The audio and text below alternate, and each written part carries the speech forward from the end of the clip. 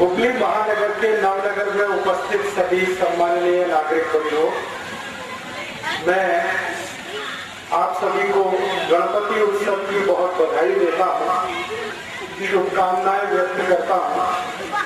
ईश्वर से प्रार्थना करता हूँ कि गणपति के स्थापना का कार्य जो आपने यहाँ किया है वो आगे भी इस तरह से नियमित रूप से चलता रहे। आप सब इस गणपति मंडल के भावना के साथ जुड़े रहें और भारत में एक महान राष्ट्रवादी चिंतक, विचारक और हमारे देश के नेता श्री लोकमान्य बाल गंगाधर तिलक ने जिस उद्देश्य से गणपति की स्थापना हमारे देश में कराई, वो उद्देश्य इस देश में पूरा हो, ऐसी मैं ईश्वर से प्रार्थना करता हूँ। आप सभी नागरिक बंधुओं से इस बात के लिए क्षमा मांगता हूँ कि मैं आपसे बहुत अच्छे से कन्नड़ भाषा में बात नहीं कर सकता, इसलिए कन्नड़ हिंदी मिलाकर आपसे मैं बात करूंगा। मुझे इस गणपति मंडल के आयोजन में जो विषय दिया है आपसे संवाद करने का, वो विषय है कि लोकमान्य श्री बाल गंगाधर तिलक ने गणपति आंदोलन या गणेशोत्सव का अभियान हमारे देश में क्यों चलाया, कैसे चलाया, उसका हमारे देश को क्या उपलब्धि हुई और आज हमारे देश में ये किस स्वरूप में स्थापित है। आप सभी जानते हैं कि भारत देश में गणेशोत्सव का सामाजिक रूप से जो आयोजन शुरू हुआ वो श्री लोकमान्य तिलक के बहुत प्रयासों के बाद हुआ। श्री लोकमान्य तिलक ने 1894 के साल में ये गणपति उत्सव का आयोजन शुरू किया। 1894 में श्री लोकमान्य तिलक ने इसको क्यों शुरू किया, कारण उसका क्या था, आधार उसका क्या था। हमारे जमाने में, हमारे देश में 1894 में अंग्रेजों की सरकार चलती थी और अंग्रेजों की सरकार ने भारत देश में एक नियम बनाया था, कानून बनाया था, वो ये कि भारतीय नागरिक एक साथ किसी स्थान पर एकत्रित नहीं हो सकते। उसके लिए उन्होंने एक कानून बना दिया था और वो कानून में भारत के नागरिक 5 की संख्या में, 5 नागरिक एक साथ कहीं भी नहीं जा सकते, एक साथ कहीं आ नहीं सकते। अगर कहीं पर ब्रिटिश पुलिस, अंग्रेजों की सरकार की जो सेना होती थी, वो भारतीय नागरिकों को समूह में देखे तो निश्चित रूप से उनको पुलिस अरेस्ट करती थी, जेल में डालती थी और उसके बाद उनके ऊपर भयंकर अत्याचार होता था। और वो अत्याचार आप कल्पना नहीं कर सकते, कोड़े मारने से लेकर हाथ के नाखून खींच लेने तक का अत्याचार अंग्रेजों की पुलिस किया करती थी। अंग्रेजों की सरकार थी, उन्हीं का कानून था, उन्हीं का नियम था। अदालत में जो जजेस होते थे वो भी अंग्रेज होते थे। अगर कोई भारतीय नागरिक अंग्रेजी पुलिस के अत्याचार के विरुद्ध कोई शिकायत करे तो अदालत में वो शिकायत सुनी नहीं जाती थी, क्योंकि जज अंग्रेज होता था। ऐसा माहौल पूरे देश में बना हुआ था। हमारे भारत देश में सन 1875 में, 1875 में एक महान व्यक्ति हुए थे श्री बंकिम चंद्र चट्टोपाध्याय जी। उन्होंने एक गीत लिखा था 1875 में, वो गीत का नाम वंदे मातरम। तो वंदे मातरम गीत को गाने पर भी अंग्रेज सरकार ने पाबंदी लगा रखी थी। भारतीय नागरिक यदि वंदे मातरम गीत गाएंगे तो अंग्रेजों की पुलिस उनको जेल में पकड़ के बंद कर देगी, ऐसा कानून था। तो एक साथ हम एकत्रित नहीं आ सकते थे, कोई सामूहिक कार्य कर नहीं सकते थे, वंदे मातरम गीत नहीं गा सकते थे।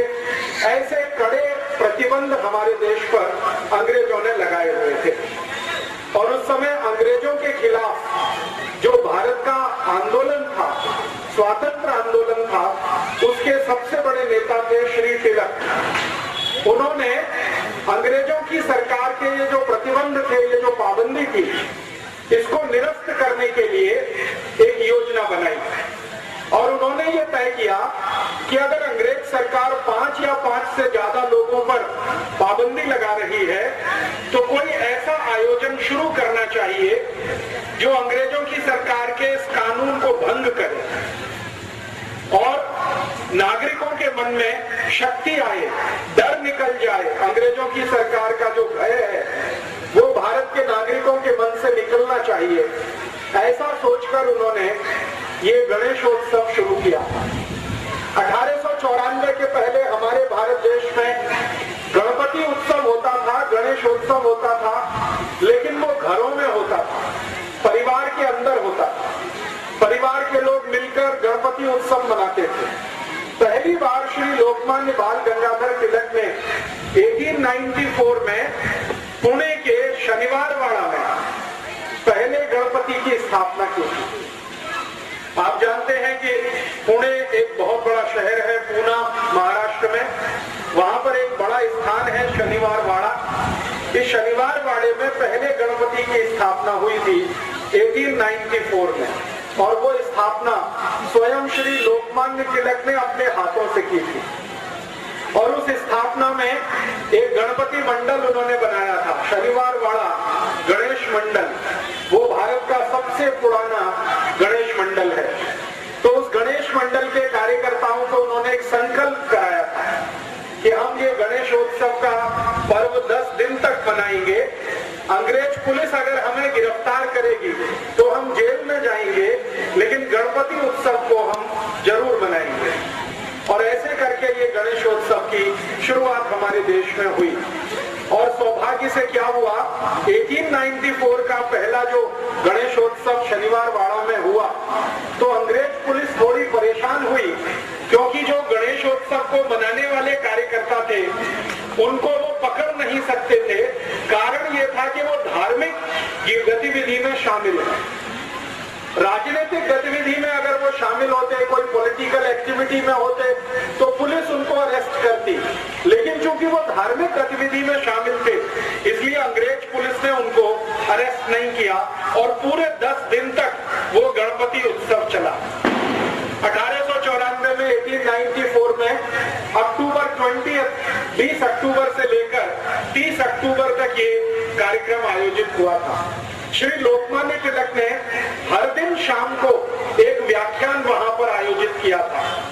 स्वयं श्री लोकमान्य तिलक उस व्याख्यान में हाजिर रहते थे, खुद उसमें शामिल होते थे और बड़े बड़े वक्ताओं को वो उसमें बुलाया करते थे। एक दिन का व्याख्यान हुआ तो उसमें उन्होंने कलकत्ता से एक बहुत बड़े नेता को बुलाया। उनका नाम था श्री विपिन चंद्र पाल। 20 अक्टूबर 1894 के पहले व्याख्यान में विपिन चंद्र पाल वहां आए। 21 अक्टूबर का दूसरा व्याख्यान हुआ तो उसमें श्री लोकमान्य तिलक ने उत्तर भारत के एक बड़े नेता को बुलाया, श्री लाला लाजपत राय। वो 21 अक्टूबर को आए। फिर तीसरे व्याख्यान में उन्होंने, आपने नाम सुना होगा कि हमारे भारत देश में पुणे शहर में 3 महान क्रांतिकारी पैदा हुए एक भाई के रूप में। 3 भाई एक साथ एक ही परिवार में क्रांतिवीर के रूप में जन्म लिया। वो थे श्री चाफेकर बंधु। तो 23 अक्टूबर को व्याख्यान चाफेकर बंधुओं में जो सबसे अग्रज थे, बड़े थे, उनका हुआ। फिर 24 अक्टूबर को चाफेकर बंधुओं में दूसरे नंबर के जो उनके भाई थे उनका हुआ। एक श्री बालकृष्ण चाफेकर, एक दया कृष्ण चाफेकर, ऐसे करके तीनों चाफेकर बंधुओं का व्याख्यान हुआ। फिर उसके बाद श्री लोकमान्य तिलक ने मुंबई से एक बड़े नेता को बुलाया, उनका नाम था फिरोज शाह मेहता। उनका एक व्याख्यान हुआ और इस तरह से 10 दिन लगातार व्याख्यान माला चली। गणपति उत्सव हुआ, व्याख्यान माला चली। जितने भी वक्ता वहां पर व्याख्यान देने के लिए आए पहले गणपति उत्सव में, सबका जोर ये था कि भगवान गणेश हमारे देश को आजादी दिलाए, भगवान गणेश हमारे भारत को स्वराज्य दिलवाए, हमारे भारत देश में अंग्रेजों की सरकार समाप्त हो। सभी व्याख्याताओं ने इस तरह के विषय लिए थे और जितने भी लोग सुनने के लिए आते थे उनमें उन्होंने देशभक्ति की भावना, राष्ट्रभक्ति की भावना पूरे व्याख्यानों के माध्यम से भरने शुरू किया। परिणाम क्या हुआ? पुणे के लोगों में गणपति आयोजन के लिए उत्साह पैदा हुआ और 1894 में पहले गणपति की स्थापना पुणे में शनिवारवाड़ा में हुई।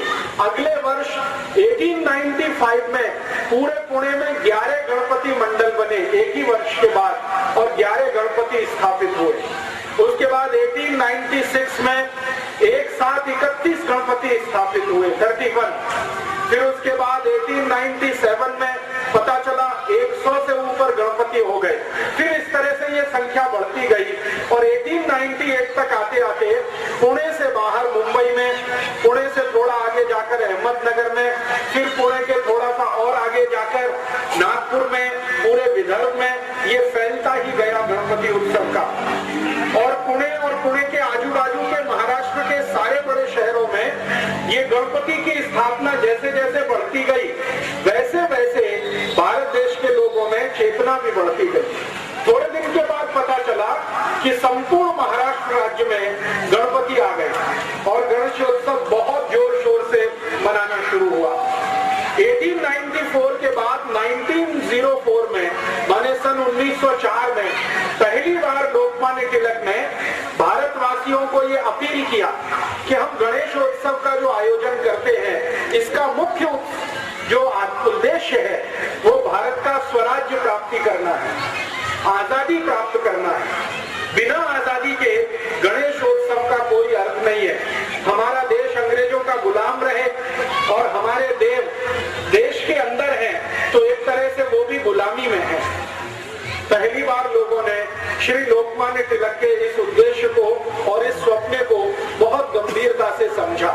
उसके बाद एक दुर्घटना हो गई हमारे देश और वो दुर्घटना ये थी 1904 में, सन 1904 में एक अंग्रेज अधिकारी था जो गवर्नर वॉयसराय की हैसियत में आया था, उसका प्रमोशन हुआ था। उसका नाम था कर्जन। ये बंगाल का वॉयसराय बना था। बंगाल का वॉयसराय बनने के बाद इस कर्जन ने एक बहुत खतरनाक काम किया था। उसने क्या किया था? बंगाल राज्य को 2 भागों में बांट दिया था, 2 हिस्से कर दिए बंगाल के और उसके लिए एक कायदा बनाया, कानून बनाया और उसका नाम दिया उसने division of Bengal act. Bengal को बांटने का कानून कर्जन नाम के इस अंग्रेज अधिकारी ने किया। बंगाल उस समय भारत देश का सबसे बड़ा राज्य था। आज हमारे भारत देश में कर्नाटक, तमिलनाडु, केरल जैसे 35 राज्य हैं, भूमध्ययुक्त राज्य हैं। आज से लगभग 150 वर्ष पहले, 160 वर्ष पहले भारत देश में सिर्फ 4 राज्य थे, 4 स्टेट्स थे। एक बंगाल था, दूसरा मद्रास राज्य था, उसको अंग्रेजी में प्रेसिडेंसी कहा जाता था। बंगाल प्रेसिडेंसी, मद्रास प्रेसिडेंसी और एक तीसरा था मुंबई प्रेसिडेंसी और चौथा भारत का बचा हुआ हिस्सा जिसको नॉर्थ वेस्ट फ्रंटियर के नाम से जाना जाता है, पूरा उत्तर भारत। बंगाल प्रेसिडेंसी का उस समय में क्या मतलब था, सरल माहिती देता हूं। बंगाल का उस समय 1904 में, सन 1904 में एक ही अर्थ था, पूरा बिहार राज्य, पूरा आसाम, पूरा का पूरा बंगाल जिसमें बांग्लादेश भी शामिल था। उस समय तक बांग्लादेश अलग नहीं हुआ था, तो पूरा बंगाल, बांग्लादेश को मिलाकर पूरा आसाम, उड़ीसा का 3/4 भाग और उसके बाद आसाम के ऊपर के भारत के जो छोटे राज्य हैं, अरुणाचल प्रदेश है, सिक्किम है, नागालैंड है, मिजोरम है, मणिपुर है, ये जो छोटे 7 राज्य, ये पूरा मिलाकर बंगाल राज्य था। अंग्रेजों ने उस समय इसको 2 हिस्सों में बांटा, East Bengal and West Bengal, पूर्वी बंगाल, पश्चिमी बंगाल। उस समय बंगाल का जो टोटल पॉपुलेशन था, कुल लोक संख्या, कुल जनसंख्या वो करीब 7 कोटि था। 7 कोटि नागरिक बंगाल में रहते थे, 7 करोड़। अब ये बंगाल का जो बंटवारा हुआ, इसमें क्या हुआ, जो वेस्ट बंगाल था वो हिंदुओं के लिए और जो वेस्ट बंगाल हिंदुओं के लिए और ईस्ट बंगाल मुसलमानों के लिए। ईस्ट बंगाल में कुल पॉपुलेशन 3 करोड़ 80 लाख के आसपास था। 3 कोटि 80 लाख नागरिक ईस्ट बंगाल में और बाकी जो 4 करोड़ 20 लाख नागरिक थे वो वेस्ट बंगाल में। तो हिंदू और मुसलमान संप्रदाय के आधार पर पहली बार अंग्रेजों ने भारत में बंटवारा किया, और ये बंटवारा जब हुआ तो सारे भारत देश में इसका विरोध हुआ। और विरोध क्यों हुआ? संप्रदाय के आधार पर आप देश का अगर बंटवारा करते हैं, किसी राज्य का बंटवारा करते हैं, तो भयंकर मारामारी होने वाली है। तो श्री लोकमान्य तिलक ने सबसे पहले इसका विरोध किया, और 1905 में श्री लोकमान्य तिलक ने एक आदेश जारी किया भारत के नागरिकों के लिए कि अगर अंग्रेजों की सरकार भारत के एक बंगाल राज्य का संप्रदाय के आधार पर बंटवारा करती है तो इस अंग्रेज सरकार को हम भारत में अब रहने नहीं देंगे, चलने नहीं देंगे। और उन्होंने ये घोषणा कर दी। श्री लोकमान्य तिलक के एक दोस्त थे, मित्र थे, विपिन चंद्र पाल, जो उस समय बंगाल के सबसे बड़े नेता थे। ऐसे ही श्री लोकमान्य तिलक के एक मित्र थे श्री अरविंदो घोष, जिनको आपने जाना होगा, जो बाद में सन्यासी हो गए और पांडिचेरी में उन्होंने आश्रम बना लिया और वहीं पर आखिरी जीवन उनका बीता। तो श्री अरविंदो घोष और विपिन चंद्र पाल, सुरेंद्र नाथ बनर्जी, उमेश चंद्र बनर्जी, व्योमेश चंद्र बनर्जी, ताराशंकर बंदोपाध्याय, ऐसे एक दो नहीं सैकड़ों सैकड़ों बंगाल के नेता श्री तिलक के पास मिलने के लिए पुणे में आए। और तिलक के सामने उन्होंने कहा कि अब हमें क्या करना चाहिए। श्री लोकमान्य तिलक ने कहा कि पूरे बंगाल में आपको श्री गणपति के नाम पर उत्सव शुरू करना चाहिए। तो जो नेता आए थे उन्होंने कहा कि हमारे राज्य में, बंगाल में, गणपति उत्सव तो कोई मनाता नहीं है और गणेश जी को बंगाल में कोई ज्यादा प्रभाव भी नहीं है। तो लोकमान्य तिलक ने पूछा, फिर आप बताइए आपके यहाँ किसका प्रभाव है? तो उन्होंने कहा जो नवदुर्गा होती है, दुर्गा पूजा होती है, उसका बंगाल में बहुत असर है। तो श्री तिलक ने कहा कि ठीक है, मैं यहाँ महाराष्ट्र में गणेशोत्सव करता हूँ, आप बंगाल में दुर्गा उत्सव शुरू करिए और इसके साथ संगठन बनाइए और अंग्रेजों की सरकार के खिलाफ फिर हमें लड़ना है। तो इस तरह से श्री लोकमान्य तिलक के प्रयासों से पूरे बंगाल में 1905 से 1905 से दुर्गा उत्सव शुरू हुआ, जो आज तक चला आ रहा है और भारत के अनेक राज्यों में फैल गया है। तो बंगाल में दुर्गा उत्सव, महाराष्ट्र में गणेशोत्सव, ऐसा जब काम शुरू हुआ तो लाखों लाखों कार्यकर्ता श्री तिलक और विपिन चंद्र पाल के साथ इकट्ठे हुए। फिर इन कार्यकर्ताओं को लोकमान्य तिलक ने एक संदेश दिया कि गांव-गांव जाना, गली-गली जाना और अंग्रेजों की सरकार ने बंगाल का जो बंटवारा किया है हिंदू मुसलमान के आधार पर, इसका विरोध करना है। तो श्री तिलक के जो कार्यकर्ता होते थे वो पूछते थे कि आप बताइए विरोध का तरीका क्या है। तो श्री तिलक ने उन सबको बोल रखा था कि देखो, अंग्रेजों की सरकार भारत में तभी तक चलेगी जब तक अंग्रेजों का माल भारत में बिकेगा। आप जानते हैं कि अंग्रेजों की सरकार ईस्ट इंडिया कंपनी की मदद से चलती थी और ईस्ट इंडिया कंपनी की वस्तुएं भारत में बिका करती थी। तो श्री तिलक ने कहा कि ईस्ट इंडिया कंपनी की वस्तु जब तक भारत में बिकेगी अंग्रेजों को मुनाफा मिलेगा और जब तक उनको लाभ होगा तब तक वो भारत में सरकार चलाएंगे। तो हमें एक ही कार्य करना है कि गांव-गांव जाकर अंग्रेजी ईस्ट इंडिया कंपनी की जो चीज वस्तुएं बिकती है इनका बहिष्कार कराना है। और ऐसे करके 1905 में 1905 में स्वदेशी आंदोलन शुरू हुआ और वो बंगाल का जो विभाजन हुआ था उसके विरोध में शुरू हुआ। श्री तिलक ने पूरे बंगाल का प्रवास किया, छोटे छोटे गांवों में जाकर उन्होंने व्याख्यान दिए। तिलक के साथ अरविंदो घोष गांव-गांव गए। अरविंदो घोष के साथ ताराशंकर बंदोपाध्याय, बहुत बड़े साहित्यकार थे, वो गांव-गांव गए। श्री बंकिम चंद्र चट्टोपाध्याय, जिन्होंने वंदे मातरम गीत लिखा, वो श्री लोकमान्य तिलक के साथ गांव-गांव गए और इस तरह से बहुत बड़े नेताओं की टीम तैयार हुई। उन्होंने पूरे बंगाल में स्वदेशी की लहर पैदा कर दी। परिणाम क्या हुआ कि ये स्वदेशी आंदोलन 1905 में 1905 में जो शुरू हुआ, 2 वर्ष के बाद इसका इतना असर था कि बंगाल में अंग्रेजी ईस्ट इंडिया कंपनी का सामान बिकना बंद हो गया, उनका कापड़ बिकना बंद हो गया। ईस्ट इंडिया कंपनी की उस समय भारत में शक्कर बिकती थी, शुगर, क्योंकि शुगर भारत में बनती नहीं थी, वो इंग्लैंड से आती थी, तो शुगर बिकना बंद हो गया। और इस स्वदेशी आंदोलन का इतना असर हुआ पूरे बंगाल में कि जो मिठाई बनाने वाले लोग हैं, स्वीट्स बनाने वाले लोग, उन्होंने शक्कर इस्तेमाल करना बंद कर दिया, गुड़ से मिठाई बनाना शुरू किया। इतना प्रभाव था। उसके बाद हमारे भारत देश में उस समय ब्लेड नहीं बनता था, ये बात है 1905 की, 1905, ब्लेड नहीं बनता था, इंग्लैंड से ब्लेड आता था भारत में। तो जो सैलून चलाने वाले लोग होते थे वो अंग्रेजी ब्लेड का उपयोग करते थे। श्री लोकमान्य तिलक ने जब उनको अपील किया कि आप ये अंग्रेजी ब्लेड वापरना बंद कर दो, तो सभी सैलून चलाने वालों ने अंग्रेजी ब्लेड का बहिष्कार कर दिया। अब समस्या आई कि शेव कैसे करना, ब्लेड तो नहीं है, तो उन्होंने एक इंस्ट्रूमेंट बनाया जो आज तक इस देश में चलता है। हम लोग हिंदी में उसको उस तरह कहते हैं, कन्नड़ में क्या कहते हैं मुझे मालूम नहीं है, उसको बहुत अच्छे से शार्प करके उससे शेप बनाई जाती है, ब्लेड का उसमें इस्तेमाल नहीं होता। ये लोकमान्य तिलक ने शुरू कराया इस देश में। उसके बाद हमारे भारत देश में उस समय डिटर्जेंट पाउडर नहीं बनता, हमारे भारत देश में डिटर्जेंट पाउडर नहीं बनता था, वो इंग्लैंड से इंपोर्ट होता था।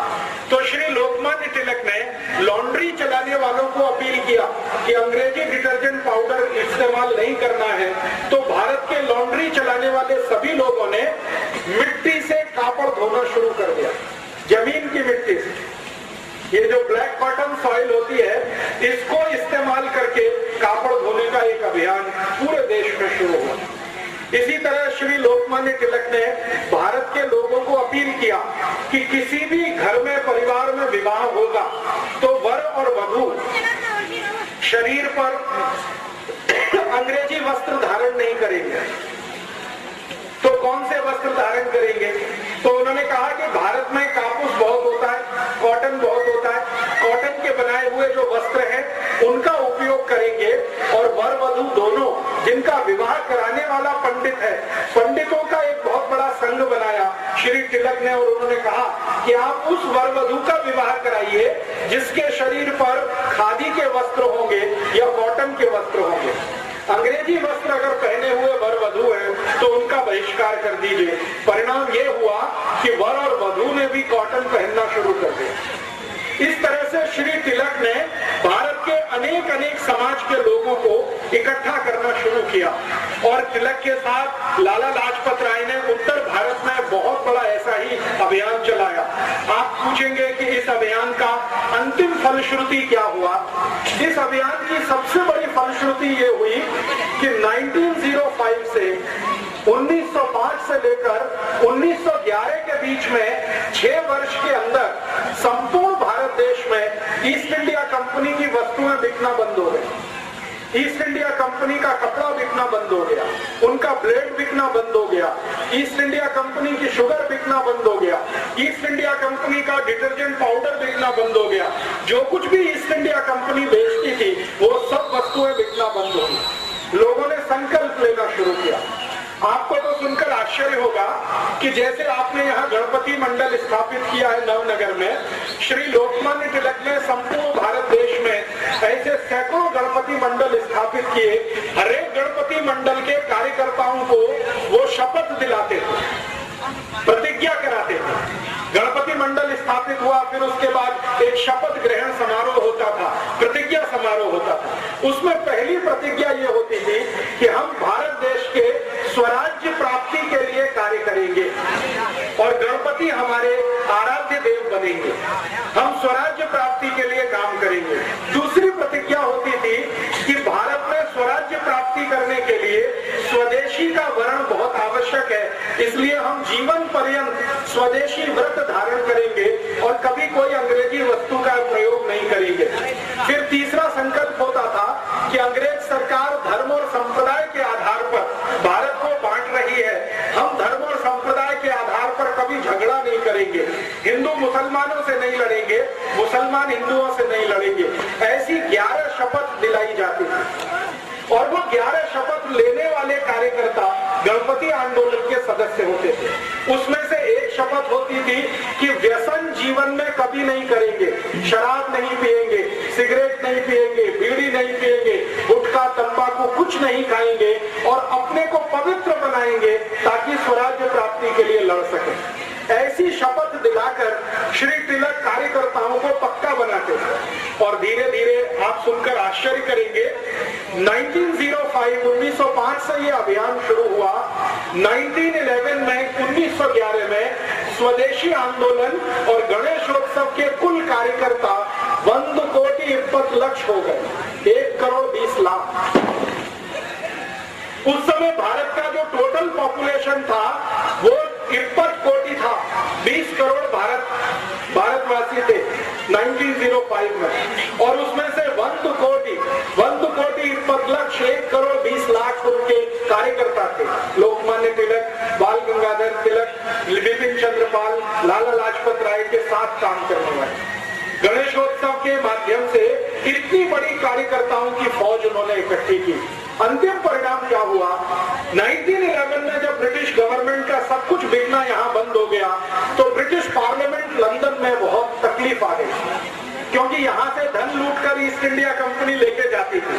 उनका माल बिकता था, वो पैसा लंदन जाता था। जब यहाँ माल बिकना बंद हो गया तो यहाँ से पैसा लंदन जाना बंद हो गया, तो ब्रिटिश पार्लियामेंट में बहुत तकलीफ की स्थिति आई। उस समय ब्रिटेन का राजा था, उसका नाम था जॉर्ज पंचम।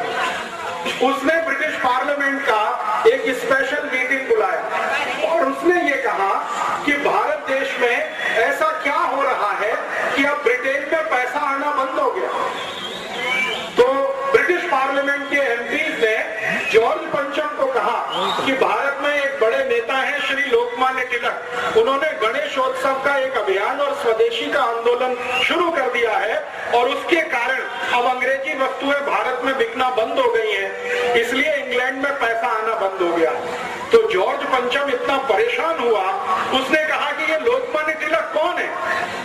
तो उसके जो ऑफिसर्स थे उन्होंने समझाया ऐसे ऐसे व्यक्ति हैं, पुणे के पास उनका जन्म स्थान है, कार्य क्षेत्र उनका पूरा भारत देश है और उनके पास 1,20,20,00,000 कार्यकर्ताओं की बहुत बड़ी आर्मी है। तो जॉर्ज पंचम ने पूछा कि ब्रिटेन की आर्मी भारत में कितनी है? तो जॉर्ज पंचम को उत्तर मिला कि जो ब्रिटिश आर्मी भारत में है वो मैक्सिमम 3,50,000 है, 3.5 लाख की आर्मी है। और उन्होंने कहा कि लोकमान्य तिलक की आर्मी कितनी बड़ी है? तो उन्होंने कहा कि 1,20,00,000 की आर्मी है। तो फिर जॉर्ज पंचम ने कहा कि उसका commander in chief Lokmanya Tilak 1,20,00,000 की आर्मी है, कितनी बड़ी आर्मी है, मैं उसको देखना चाहता हूँ। तो ब्रिटिश पार्लियामेंट ने कहा कि वो आर्मी अगर देखनी है तो आपको भारत जाना पड़ेगा।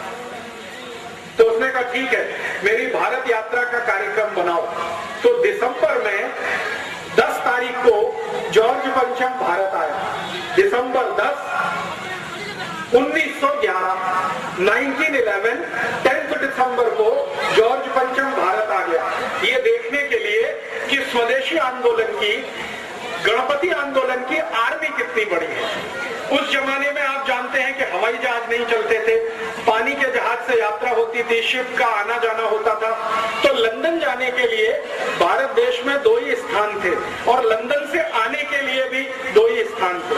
एक था वो कलकत्ता और दूसरा था सूरत। सूरत में बहुत बड़ा पानी के जहाज का पत्तन था और कलकत्ता में बहुत बड़ा था। तो कलकत्ता एक, सूरत दूसरा। तो जॉर्ज पंचम को पूछा गया आप कहां उतरेंगे? तो उन्होंने कहा कलकत्ता उतरूंगा। क्यों? क्योंकि लोकमान्य तिलक के सहयोगी और उनके कार्यकर्ता सबसे ज्यादा बंगाल में काम कर रहे हैं, तो मुझे देखना है वो। तो कलकत्ता उतरा लोकमान्य तिलक, जॉर्ज पंचम कलकत्ता आया। 11 दिसंबर को कलकत्ता में बहुत सारे लोगों ने उसको रिसीव किया। जिन लोगों ने जॉर्ज पंचम को भारत में पहली यात्रा पर रिसीव किया, माने उसको आदर पूर्वक इस देश में स्वागत किया, उनमें से सबसे आगे थे श्री रविंद्रनाथ टैगोर, राजा राममोहन रॉय और एक थे उमेश चंद्र बनर्जी और एक पुराने कांग्रेस के नेता जो माने जाते हैं, कांग्रेस की स्थापना हो चुकी थी 1885 1985 में, तो एक थे एक्टोवियो ह्यूम, A.O. ह्यूम, जो कांग्रेस के संस्थापक अध्यक्ष माने जाते हैं। इन सब लोगों ने राजा को आवकार किया, उसका स्वागत किया। राजा माने जॉर्ज पंचम। और श्री लोकमान्य तिलक, विपिन चंद्र पाल और व्योमेश चंद्र बनर्जी, सुरेंद्रनाथ बनर्जी, ये जो सारे नेता थे जिनको हमारे इतिहास में गरम दल का नेता माना जाता है, इन्होंने जॉर्ज पंचम का बहिष्कार किया। उन्होंने कहा हम जॉर्ज पंचम का बहिष्कार करते हैं, हम उसके स्वागत समारोह में नहीं जाएंगे। लेकिन कांग्रेस के अंदर नरम दल के कुछ नेता हुआ करते थे, उनमें से मैंने कुछ नाम आपको बताए। उन्होंने कहा कि हम जॉर्ज पंचम का जरूर स्वागत करेंगे। तो स्वागत समारोह हुआ कलकत्ता में, और स्वागत समारोह में पहली बार जॉर्ज पंचम को स्वागत करते हुए एक गीत गाया गया जिसका नाम है जनगण मन अधिनायक जय हे भारत भाग्य विधाता। भारत भाग्य विधाता, इन शब्दों पे ध्यान दीजिए। भारत भाग्य विधाता माने भारत के भाग्य को निर्धारित करने वाला कौन? जॉर्ज पंचम। जॉर्ज पंचम को मंच पर बिठाया गया और ये गीत गाना शुरू किया, और जिसने ये गीत गाया दुर्भाग्य से उनका नाम वही श्री रविंद्रनाथ टैगोर। उन्होंने ही ये गीत लिखा और उन्होंने ही ये गीत गाया। अब ये जो गीत है इसमें ज्यादा शब्द बांग्ला के हैं और कुछ संस्कृत के शब्द हैं। इस पर जरा ध्यान दें। जनगण मन, जन गण मन, गण संस्कृत का शब्द है, जन संस्कृत का शब्द है, मन संस्कृत और बांग्ला दोनों में है। तो इसका अर्थ है भारत की जनता की तरफ से, गण माने छोटे छोटे राजा और उनके प्रतिनिधि, हम सब भारत की जनता की तरफ से, छोटे छोटे राजाओं की तरफ से जनगण मन अधिनायक जय, अधिनायक माने सुपर हीरो, माने जॉर्ज पंचम, आपकी जय करने के लिए यहाँ आए हैं। जनगण मन अधिनायक जय, भारत भाग्य विधाता। भारत के आप भाग्य विधाता है, आपको भारत का भाग्य तय करना है क्योंकि आपके हाथ में सब कुछ है। फिर पंजाब, सिंध, गुजरात, मराठा, द्राविड़, उत्कल, बंग, ये भारत के अलग अलग हिस्से हैं जिनका नाम उन्होंने लिया। पंजाब, सिंध, गुजरात, मराठा, द्राविड़, उत्कल, बंग, विंध्य, हिमाचल, यमुना, गंगा, उच्छल जलधि तरंग, तब शुभ नामे जागे। भारत के ये सभी हिस्सों की, रीजन की तरफ से हम भगवान से प्रार्थना कर रहे हैं, तब शुभ नामे जागे, आपका नाम पूरे विश्व में हो, तब शुभ आशीष मांगे। हम भगवान से आपके लिए दुआएं कर रहे हैं, आशीष मांग रहे हैं। गाए तब जय गाथा, हम आपकी जय जयकार करते ही रहेंगे। जनगण मंगलदायक जय, भारत भाग्य विधाता। ये गीत गाया गया, और ये गीत गाया गया 24 दिसंबर 1911 को कलकत्ता में जॉर्ज पंचम का स्वागत समारोह करते हुए। अब समस्या क्या खड़ी हो गई कि जॉर्ज पंचम को ना संस्कृत समझती थी ना बांग्ला, ना उसको हिंदी आती थी। वो सुन तो लिया, उसने अपने पड़ोस में बैठे अंग्रेजों से पूछा ये क्या गाना गाया, तो अंग्रेजों ने उसका इंग्लिश ट्रांसलेशन करके उसको समझाया। जैसे ही उसको पता चला कि ये गाना जॉर्ज पंचम के सम्मान में गाया गया है और उसको भारत का भाग्य विधाता बताया गया है, वो इतना प्रसन्न हुआ, इतना खुश हुआ कि उसने रविंद्रनाथ टैगोर को बुलाया और उनके पीठ पर ऐसे थपथपाया, बहुत अच्छा आपने गीत लिखा है। और अंग्रेजी में उसने कहा कि मेरी इतनी प्रशंसा तो मेरे देश में कोई नहीं करता। इससे भी ज्यादा उसने एक मजाक की बात कही जो हमारे लिए बहुत शर्मनाक है। उसने कहा कि मेरी बीवी ने मेरी आज तक इतनी प्रशंसा नहीं की है, आपने तो उससे भी ज्यादा की। रविंद्रनाथ टैगोर गदगद हो गए। रविंद्रनाथ टैगोर गदगद हो गए तो ये जो पंचम था, जॉर्ज पंचम, इसने अपनी डायरी में उनका नाम पता सब कुछ नोट किया।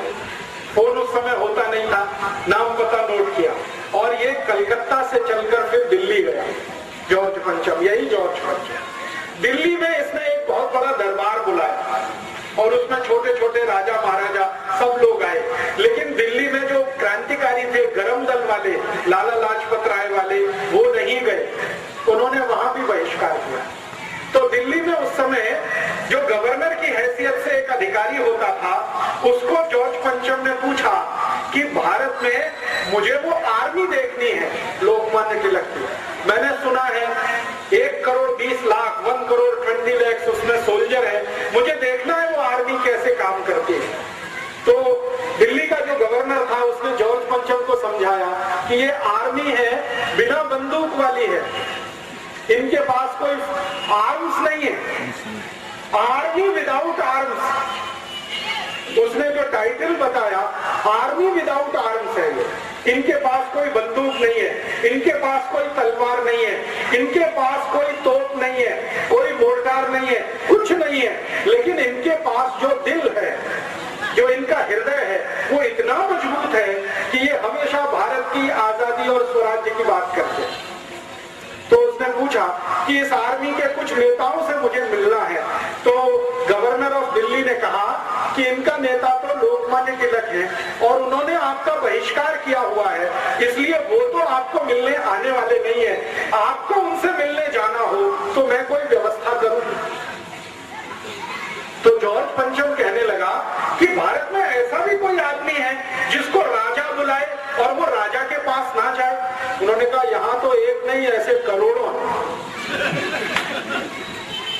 आपको वो मानते ही नहीं कि आप राजा। वो कहते हैं आप इंग्लैंड के राजा होंगे, भारत का राजा तो एक ही है, वो हमारा गणपति बप्पा। लोकमान्य तिलक ने सब कार्यकर्ताओं को समझा रखा था कि राजा अपना एक ही है, वो है गणपति बप्पा। इसी के सामने झुकना, इसी को वंदन करना, इसी से आशीष मांगना और इसी से दुआ मांगना, बाकी हमारा कोई राजा नहीं, हमारा राजा गणपति है। तो जब गवर्नर ने ये सुना दिया कि वो तो आएंगे नहीं, उन्होंने बहिष्कार किया, वैसे करोड़ों है, अब आप जाना चाहो तो मैं व्यवस्था करता हूँ, पुणे जाना पड़ेगा आपको मिलने के लिए। तो पुणे के डिस्ट्रिक्ट मजिस्ट्रेट, जिला कलेक्टर को टेलीग्राम किया गया। पुणे का जिला कलेक्टर परेशान हो गया, वो टेलीग्राम लेके श्री लोकमान्य तिलक के घर गया। श्री लोकमान्य तिलक पुणे में ही रहते थे, शनिवार वाड़ा में ही उनका घर है, आज भी वो घर सुरक्षित है, आप जाके देख सकते हैं। पुणे का डिस्ट्रिक्ट कलेक्टर भागा भागा वो टेलीग्राम लेके श्री तिलक के पास गया और टेलीग्राम उनको दिखाया कि आपसे मिलने के लिए हमारा राजा जॉर्ज पंचम पुणे आना चाहता है, आप उनसे मिलेंगे। तो श्री लोकमान्य तिलक ने कहा मुझे राजा से मिलने की कोई गरज नहीं है, वो आपका राजा है, मेरा नहीं है, आप उसके नौकर हैं, आपको वो पगार देता, मुझे पगार नहीं देता, मुझे उससे मिलने की गरज नहीं है। तो कलेक्टर ने समझाया नहीं नहीं, वो आपको मिलने यहाँ आना चाहते हैं पुणे में। तो तिलक ने कहा कि फिर ठीक है, आप उनको यहाँ आने दो, मैं मेरे गांव चला जाता हूँ रत्नागिरी। श्री लोकमान्य तिलक का जन्म स्थान रत्नागिरी में है, आप जानते हैं, रत्नागिरी के पास एक छोटे से। तो मैंने कहा मैं मेरे गांव चला जाता हूँ। तो फिर कलेक्टर ने पूछा मेरी तो नौकरी चली जाएगी। तो उन्होंने कहा कि बहुत अच्छा है, तुम्हारी नौकरी जाए, तुम्हारे राजा की नौकरी जाए, तुम यहाँ सब हिंदुस्तान छोड़कर चले जाओ, हमारा स्वराज्य हमें मिल जाए, मैं तो यही चाहता हूँ। तो कलेक्टर ने वापस टेलीग्राम कर दिया कि श्री लोकमान्य तिलक आपको मिलने को बिल्कुल इच्छुक नहीं है, तैयार नहीं है, अब क्या करना। तो अंग्रेज पुलिस को कहा गया कि आप लोकमान्य तिलक को अरेस्ट करो और अरेस्ट करके उनको जॉर्ज पंचम की सेवा में लेके आओ। तो श्री लोकमान्य तिलक के पास जब पुलिस ऑफिसर पहुंचा अरेस्ट करने के लिए, तो उन्होंने कहा कि मुझे अरेस्ट करने के लिए आप कानून बताओ, किस कानून से आप मुझे अरेस्ट कर सकते हैं। तो पुलिस ने कहा आप हमारे राजा को नहीं मिलना चाहते। तो उन्होंने कहा ये कोई अपराध नहीं है, ये कहीं भी किसी कानून की किताब में नहीं है। उस समय तक हमारे देश में जो कानून की किताब चलती थी उसका नाम था आईपीसी, इंडियन पिनल कोड, 1860 से ये चल गई थी। तो उन्होंने कहा आईपीसी का कौन सा प्रोविजन है जिसका मैंने वायलेशन किया है और आप मुझे गिरफ्तार कर रहे हैं। तो पुलिस ऑफिसर निरुत्तर हो गया, वो चुपचाप वापस गया और जॉर्ज पंचम को कह दिया गया कि ये व्यक्ति इतना पक्का है कि ये जो तय कर लेगा वही करेगा, ये आपसे मिलेगा नहीं। जॉर्ज पंचम बिना मिले वापस गया दिल्ली से, बिना मिले वापस गया। और भारत में उस समय कांग्रेस के अंदर यही एक तेजस्वी नेता थे श्री तिलक, जिन्होंने जॉर्ज पंचम से मिलने को मना कर दिया। बाकी जो कांग्रेस के नेता थे, मैंने नाम लिया, रविन्द्रनाथ टैगोर थे, व्योमेश चंद्र बनर्जी थे, उमेश चंद्र बनर्जी थे, एक गोपाल कृष्ण गोखले थे, ये सब जॉर्ज पंचम को सलामी देके आए। नहीं गए, लाला लाजपत राय नहीं गए, विपिन चंद्र पाल नहीं गए। जॉर्ज पंचम को तिलक का नहीं मिलना इतना अंदर तक चोट पहुंचाया कि जब जॉर्ज पंचम वापस जा रहा था दिल्ली से, उसने कहा अब तो मुझे वापस जाना है, तो दिल्ली से कलकत्ता, कलकत्ता से फिर पानी के जहाज से लंदन। तो जॉर्ज पंचम ने कहा कि ऐसा कोई व्यक्ति भारत में है जो मुझे मिलने से मना कर सकता है और किसी कानून के आधार पर हम उसे अरेस्ट भी अभी नहीं कर सकते, तो ऐसे व्यक्ति की मांग क्या है? तो अंग्रेज गवर्नर दिल्ली ने उनको कहा कि उसकी सबसे पहली मांग है कि 1905 में जो कर्जन ने डिवीजन ऑफ बंगाल एक्ट बनाया है, बंगाल को हिंदू मुसलमान के आधार पर तोड़ दिया है, ये कानून वापस लेना और बंगाल को फिर से एक करना। तो जॉर्ज पंचम ने गवर्नर को कहा कि ऐसे वीर बहादुर पराक्रमी व्यक्ति का थोड़ा तो सम्मान करो और ये बंगाल का बंटवारा रद्द करो। और भारत के इतिहास में ये पहली और आखिरी घटना है जब बंगाल को बंटवारा करके अंग्रेजों ने 6 साल के बाद वापस फिर से एक किया और ईस्ट और वेस्ट बंगाल फिर से एक हुआ। और लोकमान्य तिलक की इतनी जय जयकार पूरे देश में हुई। 1911 में जब बंगाल फिर से एक हो गया, डिवीजन ऑफ बंगाल एक्ट वापस हो गया, तो सारे देश में लोकमान्य तिलक के स्वागत समारोह आयोजित हुए और एक एक समारोह में 50-50 हजार लोग आते थे। उस जमाने में ये माइक नहीं होता, बिना माइक के उनको व्याख्यान करना पड़ता। आप जरा सोचिए, 50,000 की भीड़, 50,000 नागरिक लोकमान्य तिलक को सुनने के लिए कहीं खड़े हैं, कैसे वो बोले जो आखिरी आदमी तक बात पहुंचे? तो वो संभव नहीं होता था। तो श्री तिलक चिल्ला चिल्ला कर बोलते और दुष्परिणाम क्या हुआ? 1911 से जब उनका ये स्वागत समारोह शुरू हुआ, 1915 तक ये चलता रहा। 4-5 साल चिल्ला चिल्ला कर बोलने के कारण उनके सारे फेफड़े गल गए, उनके लंग्स में इंफेक्शन आ गया, क्योंकि माइक तो होता नहीं था। गले में इंफेक्शन आया, लंग्स में इंफेक्शन आया और वो इंफेक्शन इतना गंभीर था कि उसी में श्री लोकमान्य तिलक की मृत्यु हुई। 1915 से लेकर 1920 तक वो कहीं जा नहीं सके, बोल नहीं सके ज्यादा। थोड़े भी बोलते थे तो गले में दर्द होता, थोड़े भी बोलते थे तो लंग्स में पानी भर जाता और उस समय ट्रीटमेंट भी नहीं था। प्लूरिसी नाम की एक बीमारी उनको हो गई, उसका कोई ट्रीटमेंट नहीं था। उसका एक ही ट्रीटमेंट था कि वो कोई ठंडे प्रदेश में जाकर थोड़े दिन आराम करें। लेकिन तिलक कहा करते थे कि अगर ये जीवन में आराम किया तो स्वराज्य कैसे आएगा? इसलिए उन्होंने अपने स्वास्थ्य को दुर्लक्ष्य किया, अपनी हेल्थ को कभी ध्यान नहीं दिया और उसी चक्कर में उनकी पत्नी रात दिन परेशान रहती थी और उनकी मृत्यु हुई उनकी पत्नी की, इसी चिंता में कि तिलक कभी स्वास्थ्य का ध्यान नहीं रखते, लगातार प्रवास करते थे। अब उस जमाने में प्रवास करने के लिए गाड़ी नहीं थी तो साइकिल से प्रवास करते, कभी साइकिल नहीं होती थी तो बैलगाड़ी में बैठ के प्रवास करते, कभी कभी बैलगाड़ी नहीं तो घोड़े पर बैठकर प्रवास करते, घोड़ा भी नहीं मिला तो वो जो ऊंट होता है कैमल, उस पर बैठकर प्रवास करते थे और कुछ नहीं मिला तो पैदल पैदल प्रवास करते। तो प्रवास बहुत किया, व्याख्यान बहुत दिए, स्वागत समारोह जगह जगह होते थे, उसमें फंड इकट्ठा होता था और वो फंड इतना हो गया कि वो कोटि कोटि रुपए। बाद में उसी फंड को नाम दिया गया तिलक स्वराज फंड। इतिहास की पुस्तकें जब आप पढ़ेंगे तो उसमें एक जगह चैप्टर है तिलक स्वराज फंड। ये लोकमान्य तिलक को स्वागत समारोह में जो दान मिलता था वो सारा उन्होंने इकट्ठा किया था। आप पूछेंगे तिलक स्वराज फंड कितना था? आज से लगभग 80-90 वर्ष पहले, 80-90 years बिफोर, तिलक स्वराज फंड 21 करोड़ रुपीस का था, 51 कोटि रुपए, इतना धन था।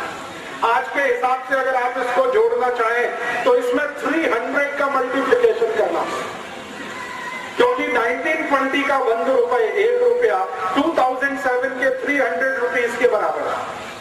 तो 300 में 21 का गुणा कर लीजिए, 6,300 करोड़ रुपीस श्री लोकमान्य तिलक ने इकट्ठा किया इस देश में घूम घूम कर। और वो फंड जब उन्होंने इकट्ठा किया तो उस फंड से फिर परिणाम क्या किया उन्होंने? उन्होंने क्या काम में लगाया वो फंड। उन्होंने कहा कि भारत में जो जो वस्तुओं का उत्पादन नहीं होता वो सभी ये पैसे से बनाई जाएंगी। मैंने आपसे कहा ब्लेड नहीं बनता था भारत में, श्री तिलक ने ब्लेड बनाने की इंडस्ट्री शुरू कराई पुणे के पास। वो समय में शुगर नहीं बनती थी इस देश में, शुगर बनाने का कारखाना उसी फंड में से लगा। हमारे देश में उस जमाने में आयरन और स्टील के लिए कोई बड़ा प्रोडक्शन यूनिट नहीं था। तिलक ने भारत देश के एक बड़े उद्योगपति जिनका नाम था जमशेदजी टाटा, उनको एक दिन अपने घर बुलाया और कहा कि भारत को स्टील की जरूरत है, आप स्टील बनाना शुरू करिए, हम इंग्लैंड से स्टील नहीं खरीदेंगे।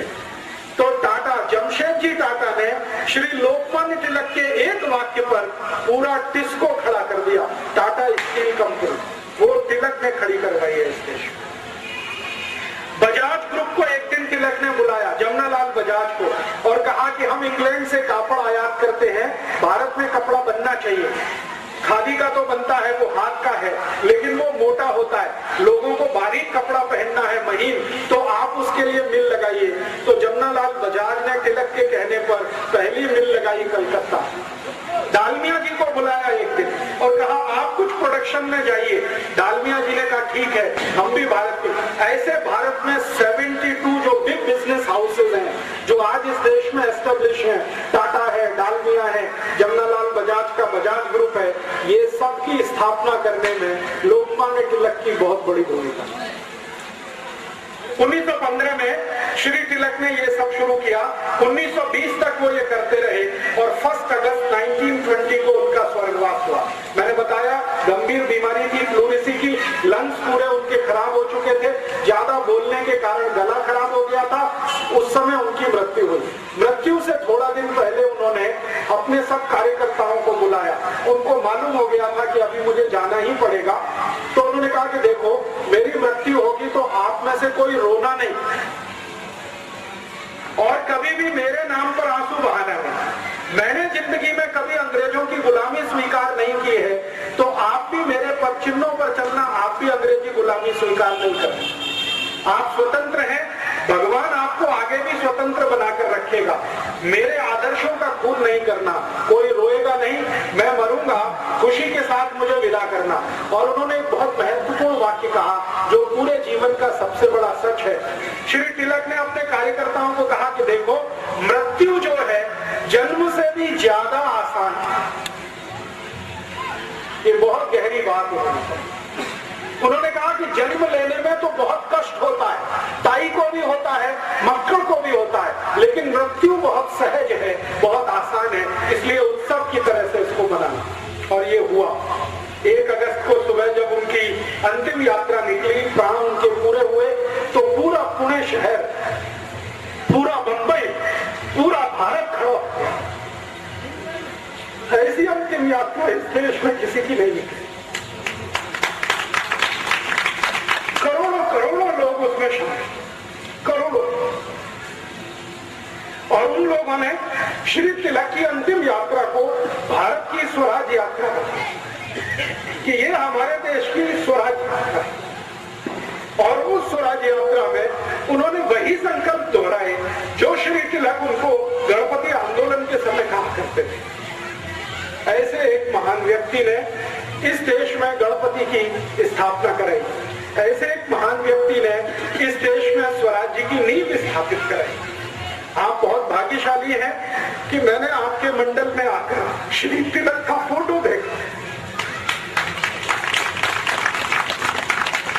मुझे बहुत दुख होता है जब मैं गणपति मंडलों में जाता हूँ, गणपति की मूर्ति तो होती है, तिलक की मूर्ति गायब है। और उससे भी ज्यादा दुख मुझे इस बात का होता है कि गणपति मंडल वाले गणपति की स्थापना करते हैं और उसमें ऐसे गंदे गंदे घटिया घटिया गाने बजाते हैं जिनको श्री तिलक ने कभी सुना नहीं, सोचा भी नहीं। हमें शर्म है कि हम लोकमान्य तिलक के उन सभी आदर्शों को पूरा नहीं कर पाए जो गणपति आंदोलन के माध्यम से उन्होंने भारत को समझाए थे। उनका एक बहुत महत्वपूर्ण वक्तव्य था जो उन्होंने अपनी मृत्यु से थोड़े दिन पहले दिया था। जब बंगाल का बंटवारा समाप्त हो गया तो तिलक ने भारत के बहुत सारे कार्यकर्ताओं का एक सम्मेलन बुलाया था और उसमें उन्होंने प्रश्नों के उत्तर दिए थे, तो एक कार्यकर्ता ने उनसे प्रश्न पूछा कि आपने बंगाल के बंटवारे का विरोध क्यों किया? तो उन्होंने कहा कि अंग्रेजों ने हिंदू और मुसलमान के आधार पर बंगाल को बांटा है। धर्म के आधार पर अगर ये बंटवारा भारत में होगा और आगे चलेगा तो ये भारत तो एक नहीं रहने वाला। और दूसरा एक खतरनाक काम हुआ था उसी समय, बंगाल का जो बंटवारा किया अंग्रेजों ने, उसके बाद जब बंगाल बंटवारा समाप्त हो गया, फिर से बंगाल एक करना पड़ा, तभी अंग्रेजों ने इस देश में एक ऐसा विष बीज बो दिया जिसका दुष्परिणाम हम आज तक भोग रहे हैं। वो विष बीज क्या था?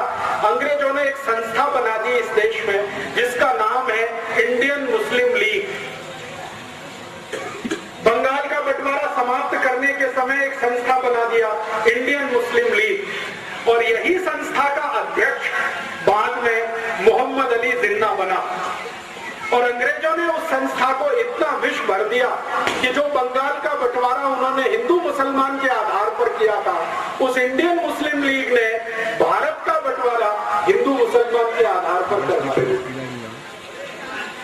श्री तिलक अक्सर ये कहा करते थे कि अगर अंग्रेज बंगाल का बंटवारा करने में सफल हो गए हिंदू मुसलमान के आधार पर, तो एक दिन भारत का भी ये बंटवारा कर देंगे हिंदू मुसलमान के आधार पर। ये उनको पता चलता है।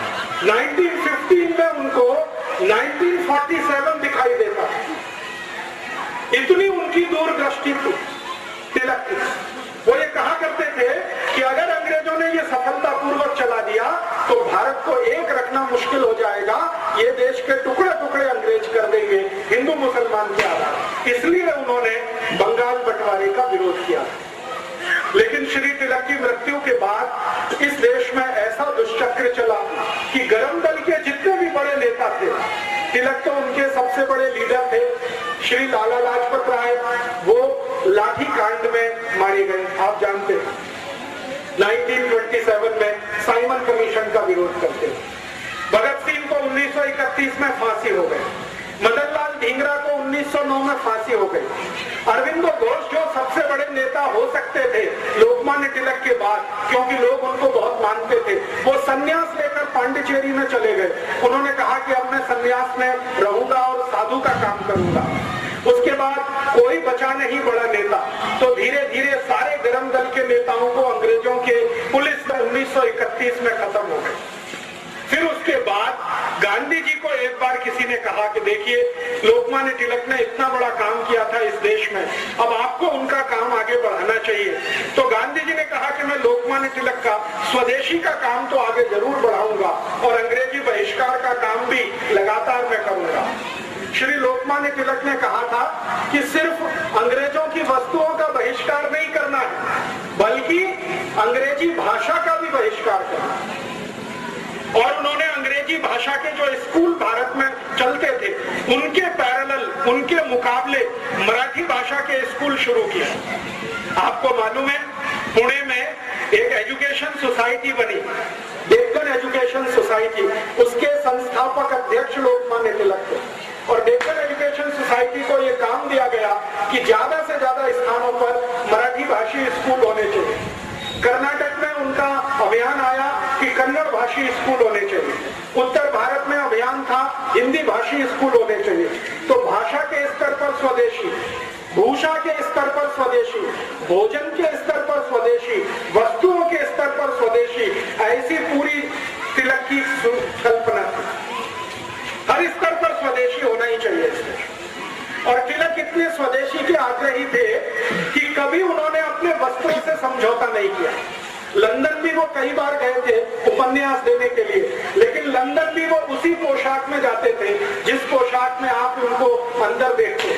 सिर पर वही पगड़ी, एक उनका झब्बा और धोती, लंदन भी उसी पोशाक में। आप जानते हैं कि लंदन में ठंडी बहुत होती है, दिसंबर, जनवरी, फरवरी -20 डिग्री सेंटीग्रेड टेम्परेचर होता है, फिर भी लोकमान्य तिलक धोती और अपना ये अंग वस्त्र में कुर्ता और ये सिर पे टोपी, इसके अलावा कुछ नहीं। बहुत अधिक हुआ तो कंबल लपेटते।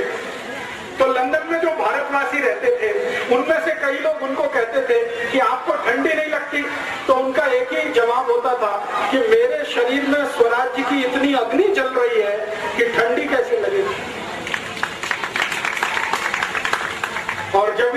तिलक को टोकने वाला कोई होता था लंदन में, तो उनमें से सबसे पहले व्यक्ति होते थे श्री विनायक दामोदर सावरकर।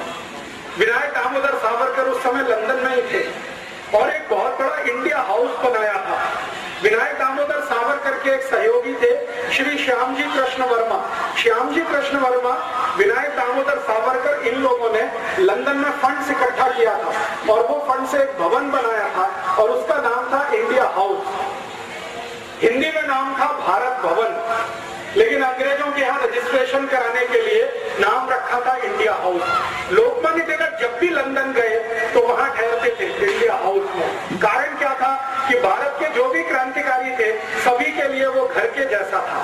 तो वहां पर बहुत सारे क्रांतिकारी रहते थे, अभ्यास करते थे और भारत में आकर क्या क्या काम करना है स्वराज्य के लिए उसकी योजनाएं बनाया करते थे। श्यामजी कृष्ण वर्मा लोकमान्य तिलक को कई बार कहते थे कि आपको लंदन में ठंड लग जाएगी, हमें आपकी बहुत जरूरत है। तो लोकमान्य तिलक वही उत्तर देते थे कि स्वराज्य की गर्मी इतनी है, ठंड कैसे लगेगी। तो ऐसे व्यक्ति हमारे देश की राजनीति में होते और जितने समय वो रहे इस देश में उन्होंने अद्भुत काम किए। दो बड़े अखबार जीवन भर वो निकालते रहे अपनी मृत्यु तक। एक अखबार का नाम था केसरी, आप सभी जानते हैं, वो मराठी में निकलता। केसरी अखबार में ऐसे अग्रलेख वो लिखा करते थे श्री तिलक कि लोग पढ़े तो उनके अंदर खून जले, ऐसी भाषा उनकी होती थी। और भारत के पहले अखबारों में उसकी गिनती होती थी केसरी, जो उस समय 53,000 बिकता था, 53,000 उसका कॉपी बिकती थी और एक कॉपी को 10 से 12 लोग पढ़ते। माने हर दिन भारत के 5.25 लाख से ज्यादा 5,30,000 के माध्यम से, गणपति उत्सव के माध्यम से सारे देश में एक अभिनव क्रांति जो उन्होंने शुरू की, उसी का परिणाम था कि गांधी जी जैसे व्यक्ति को यह मानना पड़ा कि मेरी गलती से मैंने गोपाल कृष्ण गोखले को अपना गुरु बनाया था, लेकिन अगर तिलक जीवित हो तो मैं कहना चाहता हूं कि अब मैं आपको अपना गुरु मानता हूं। ये 1930 में गांधी जी ने कहा। आप जानते हैं कि गांधी जी 1914-15 में भारत जब आए तो सबसे पहले वो गोपाल कृष्ण गोखले जी के घर गए थे मुंबई में। और गोपाल कृष्ण गोखले जी के बारे में सब लोग कहते थे कि ये अंग्रेजों का एजेंट है, यही शब्द उनके बारे में बोले जाते। वो हमेशा इस तरह के काम किया करते थे जिससे अंग्रेजों को सुविधा हो। भारत के क्रांतिकारियों को पकड़वाने में उन्होंने बहुत लोगों को नाम बताए थे, तो अंग्रेजों का एजेंट कहा जाता था। गांधी जी पहली बार उन्हीं के घर गए और गांधी जी ने कहा कि मैं तो आपको अपना राजनीतिक गुरु मानता हूं। 1930 में गांधी जी को अपनी गलती का एहसास हुआ और 1930 में जब उन्होंने नमक सत्याग्रह किया तो श्री लोकमान्य तिलक के ही कार्यकर्ता गांधी जी के साथ थे। नमक सत्याग्रह जो गणेशोत्सव में से निकले 1 कोटि 20 लाख कार्यकर्ता गांधी जी के साथ थे, क्योंकि लोकमान्य तिलक ने मृत्यु से पहले अपने सभी कार्यकर्ताओं को कहा था कि मुझे भारत में ज्यादा किसी से उम्मीद नहीं है कि कोई कुछ करेगा देश के लिए, लेकिन ये मोहनदास आदमी जो है ये जरूर कुछ कर सकता है देश के लिए, कभी जरूरत पड़े तो इसको मदद करना। बाकी किसी नेता के बारे में उनको भरोसा नहीं था। गांधी जी को 1930 में रियलाइजेशन हुआ, उन्होंने एक खत लिखा है। वो खत लोकमान्य तिलक जी का जो घर है वहां पर आजकल एक म्यूजियम है, एक स्मारक है, वहां रखा हुआ है। और वो खत में गांधी जी यही लिख रहे हैं कि मेरी गलती हुई जो मैंने गोपाल कृष्ण गोखले को अपना गुरु बनाया। श्री तिलक कहीं भी हो, आज से मैं उनको अपना गुरु मानता हूं। और ये रियलाइजेशन गांधी जी को कब हुआ? गांधी जी जब नमक सत्याग्रह के लिए अहमदाबाद से निकले पद यात्रा करते हुए, तो उनके कांग्रेस के जो सबसे भरोसेमंद कार्यकर्ता थे उन्होंने गांधी जी का साथ छोड़ दिया। गांधी जी को जिस पर सबसे ज्यादा भरोसा था पंडित जवाहरलाल नेहरू, उन्होंने गांधी जी का साथ छोड़ दिया। पंडित मोतीलाल नेहरू, उन्होंने गांधी जी का साथ छोड़ दिया। गोपाल कृष्ण गोखले तो तब जीवित नहीं थे, लेकिन उनके परिवार के लोगों ने गांधी जी से किनारा कर लिया। और गांधी जी ने जब नमक सत्याग्रह के लिए अहमदाबाद आश्रम छोड़ा तो मात्र 72 कार्यकर्ता उनके साथ थे, ओनली 72। लेकिन वही गांधी जी जब नमक कानून तोड़ने के लिए सूरत के पास पहुंचे तो 1 कोटि 20 लाख कार्यकर्ता उनके पीछे थे। ये वही लोग थे जो लोकमान्य तिलक ने तैयार किए। और जब इनका समूह देखा गांधी जी ने, तब गांधी जी को रियलाइजेशन हुआ कि गोपाल कृष्ण गोखले में तो कोई दम नहीं है, जो दम है तो वो तिलक में है। तिलक जी की मृत्यु के 10 साल बाद भी वो संगठन इतना ताकतवर है कि उसमें 1 कोटि 20 लाख कार्यकर्ता है। तभी गांधी जी ने यह पत्र लिखा और अपनी गलती को सुधारा। और बाद में यही कार्यकर्ता जो गणेशोत्सव में से निकले, दुर्गा उत्सव में से निकले, स्वदेशी आंदोलन में से निकले, इन्हीं कार्यकर्ताओं की ताकत से गांधी जी ने 1942 में भारत छोड़ो का नारा दिया।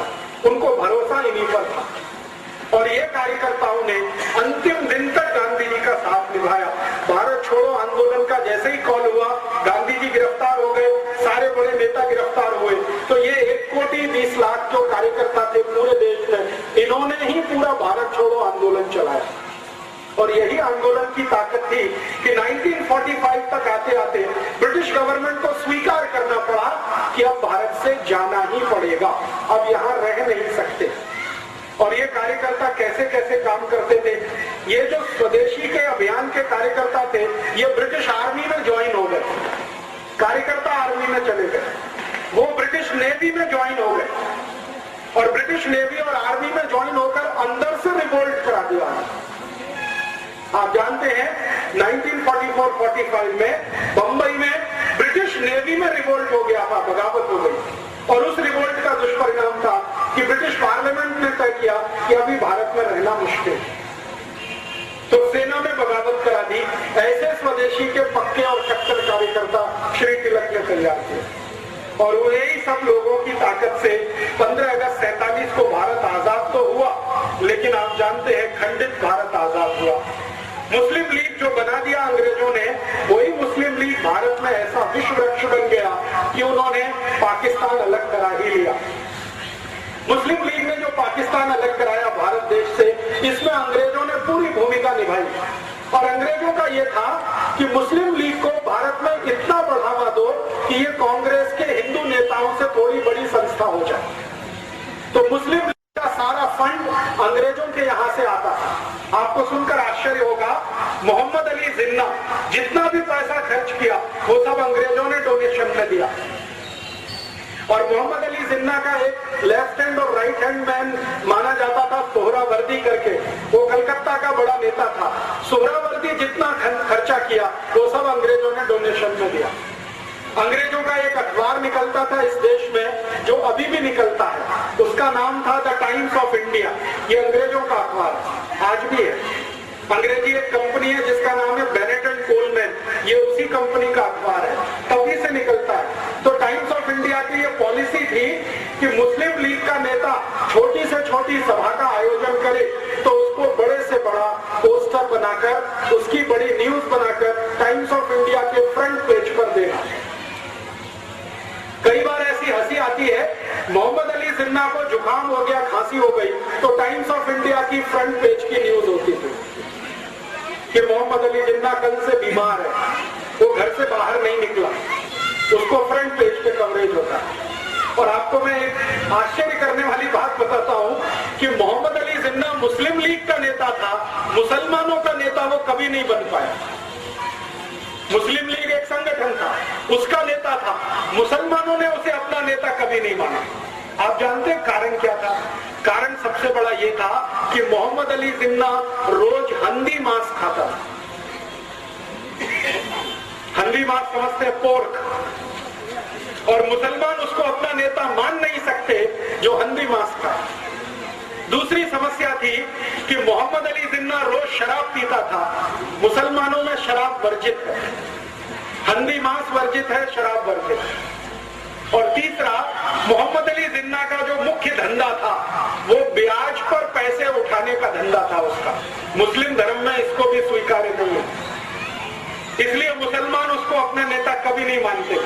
आपको सुनकर आश्चर्य होगा, एक बार ये जिन्ना लाहौर में मुसलमानों की एक सभा में चला गया तो मुसलमानों ने मंच पर चढ़कर इसका मुंह काला कर दिया और एक गधे पर बिठाकर उसका सर्कस निकाला पूरे लाहौर में। उसके बाद हिम्मत नहीं पड़ी लाहौर जाने की, अखबारों में खूब छपा और जिन्ना को पूछा गया कि आपके मुसलमान ही आपको नेता नहीं मानते तो आप हैं किसके नेता? अंग्रेजों का बनाया हुआ नहीं। अब आप जरा सोच सकते हैं, जिसको मुसलमानों ने नेता नहीं माना, उस व्यक्ति की ताकत इतनी कैसे हो गई कि उसने पाकिस्तान बना दिया इस देश। कभी तो मन में ये विचार आएगा आपके। बहुत दिन में ये सोचता रहा कि जो मुसलमानों का नेता कभी हुआ नहीं, 10 लोगों ने जिंदगी में कभी उसका भाषण सुना नहीं, वो इतना ताकतवर कैसे हुआ कि उसने भारत से एक अलग हिस्सा पाकिस्तान बना दिया। बात ये है और सच्चाई है जो मैं आपको बोलकर जाना चाहता हूं, और ये सच्चाई सुनते समय किसी के दिल को दुखावा हो तो मैं क्षमा मांगता हूं कि ये जो पाकिस्तान बना उसमें मोहम्मद अली जिन्ना की भूमिका इतनी बड़ी नहीं थी, उससे ज्यादा बड़ी भूमिका लेडी माउंटबेटन की थी। एडविना माउंटबेटन का नाम आप जानते हैं, नहीं जानते तो जान लीजिए। वो भारत का अंतिम अंग्रेज अधिकारी जिसका नाम था लुइस माउंटबेटन, उसकी पत्नी थी एडविना माउंटबेटन। ये पाकिस्तान बनाने का सबसे बड़ा कारण वो एडविना थी। आप जानते हैं वो क्या खेल खेला उसने। एडविना माउंटबेटन लंदन के हैरिस कॉलेज में पढ़ती थी, जिसमें ये जिन पढ़ा करता, और उसी कॉलेज में भारत के पहले प्रधानमंत्री पंडित जवाहरलाल नेहरू भी पढ़ते। हैरिस कॉलेज में 3 लोग पढ़ते थे साथ में एक ही क्लास में ध्यान देना, जिन्ना मोहम्मद अली, पंडित जवाहरलाल नेहरू और एडविना। उस समय वो माउंटबेटन नहीं थे, शादी उसकी बाद में हुई। तो एडविना, जिन्ना और नेहरू एक ही क्लास में पढ़ते थे, और रिकॉर्ड्स और दस्तावेज बताते हैं कि एडविना से दोनों लगे हुए थे। ये डॉक्यूमेंट्स बताते हैं। और एडविना इतनी चालाक महिला थी कि दोनों को हैंडल करती थी, इतनी चालाक। एक को सवेरे मॉर्निंग में, दूसरे को शाम में, दोनों को हैंडल करती। और जिन्ना और नेहरू का सबसे बड़ा जो झगड़ा होता था वो एडविना को लेकर। ये झगड़ा वहां से शुरू हुआ, हैरिस कॉलेज से। नेहरू जी पढ़ाई करके वापस आ गए, जिन्ना भी पढ़ाई करके वापस आ गया। दोनों ने यहाँ इस देश में वकालत करने की कोशिश की, लेकिन चली नहीं। न नेहरू जी की वकालत चली, न जिन्ना की वकालत चली। दोनों बैरिस्टर थे, उनको जिंदगी में कभी कोई केस ही नहीं मिला लड़ने के लिए। कारण समझते हैं? कारण बिल्कुल स्पष्ट है कि केस उसको मिलता है जिसके जीतने की संभावना होती है। नेहरू जी के बारे में सब जानते थे कि इसको कोई दम नहीं है जो जीत पाएगा एक भी केस। तो वकालत चली नहीं, तो नेहरू जी कांग्रेस में ज्वाइन हो गए। उनके पिताजी ने उनको कांग्रेस में डाल दिया। पिताजी का सपना था कि मैं नहीं तो मेरा बेटा कोई ना कोई दिन देश के बड़े पद पर आना। उसके लिए मोतीलाल नेहरू ने एक पार्टी बनाई जिसका नाम था स्वराज्य पार्टी, और अंग्रेजों से उन्होंने तालमेल करके इस देश में सरकार बनाने का काम भी किया। और उनका ये कैलकुलेशन था मोतीलाल जी का कि एक ना एक दिन अंग्रेज भारत से जाएंगे, मेरी स्वराज पार्टी और अंग्रेजों के बीच कोई समझौता हो जाए तो सत्ता का हस्तांतरण स्वराज्य पार्टी को होगा और नेहरू देश का प्रधानमंत्री बने। इस हिसाब से उन्होंने खेल खेला, और उसी खेल में थोड़े दिनों में एडविना भी आ गई। जब अंतिम समय आया, लुइस माउंटबेटन को ब्रिटिश पार्लियामेंट से भेजा गया, तो लुइस माउंटबेटन को भारत भेजने से पहले उसकी शादी एडविना के साथ कराई गई, क्योंकि अंग्रेज खुफिया पुलिस थी। उनको मालूम था कि नेहरू और जिन्ना की वीकनेस क्या है, कमजोरी क्या है। अंग्रेजों की खुफिया पुलिस हर हिंदुस्तानी बड़े नेता पर नजर रखती थी। तो अंग्रेजों की खुफिया पुलिस की रिपोर्ट के आधार पर एडविना को भेजा गया माउंटबेटन के साथ, और माउंटबेटन को कहा गया कि तुम इसको दिखावे के लिए अपनी पत्नी स्वीकार करो, वैसे ये है नहीं तुम्हारी। तो माउंटबेटन ने कहा ठीक है, मैं मेरे देश के लिए इतना तो कर ही सकता हूं। तो उसको पत्नी के रूप में वो लाया, लेकिन कभी भी लुइस माउंटबेटन ने अपनी डायरी में लिखा है कि उसने एडविना के साथ कभी भी रात में बिस्तर पर शेयर नहीं किया। वो दूसरों को दिखाने के लिए पति पत्नी थे, लेकिन असलियत में नहीं थे। और जैसे ही माउंटबेटन यहाँ आ गया तो एडविना को कहा गया कि अब तुम तुम्हारा खेल खेलो। तो एडविना ने एक दिन नेहरू को बुलाया और अगले दिन जिन्ना को बुलाया और कहा कि ठीक है, हम लंदन में जो किया करते थे वो यहां भी हो सकता। तो नियमित रूप से नेहरू और जिन्ना ने एडविना के यहाँ जाना शुरू किया, दारू पीना उसके साथ बैठकर, शराब पीना उसके साथ बैठकर। मेरे पास कुछ फोटोग्राफ्स हैं, कभी मैं आपको दिखाऊंगा तो आप दंग रह जाएंगे। नेहरू जी एडविना के साथ बैठकर शराब पी रहे हैं, एडविना के साथ बैठकर सिगरेट पी रहे हैं, एडविना को किस कर रहे हैं, चुंबन ले रहे हैं, उसके साथ डांस कर रहे हैं। ऐसे मेरे पास 7 फोटोग्राफ्स, 7। तो ये चलना शुरू हुआ खेल। आप जानते हैं कि चरित्र सबसे कमजोर कड़ी होता है किसी भी पुरुष के लिए। अगर चरित्र से कोई गिरना शुरू हो जाए तो उसकी अंतिम सीमा नहीं होती है, वो कहां तक जाएगा कोई नहीं जानता। हमारे भारत में एक पुरानी कहावत कही जाती है और वो पुरानी कहावत है, if wealth is lost nothing is lost. आपका पैसा चला गया तो चिंता मत करिए, फिर से आ जाए। फिर दूसरी बात कही जाती है, if health is lost something is lost. आपका स्वास्थ्य चला गया तो थोड़ा कुछ तो गया। लेकिन लास्ट सेंटेंस है, but if character is lost everything is lost. चरित्र गया तो सब चला गया, उसके बाद कुछ बचता नहीं। तो नेहरू जी के साथ यही समस्या थी और जिन्ना के साथ भी यही समस्या थी। जिन्ना और नेहरू चरित्र के इतने हल्के आदमी थे कि जानते हुए भी कि वो दोनों एक ही औरत से फंसे हुए हैं, वो आगे बढ़ते गए। एडविना ने दोनों को इस्तेमाल करना शुरू किया।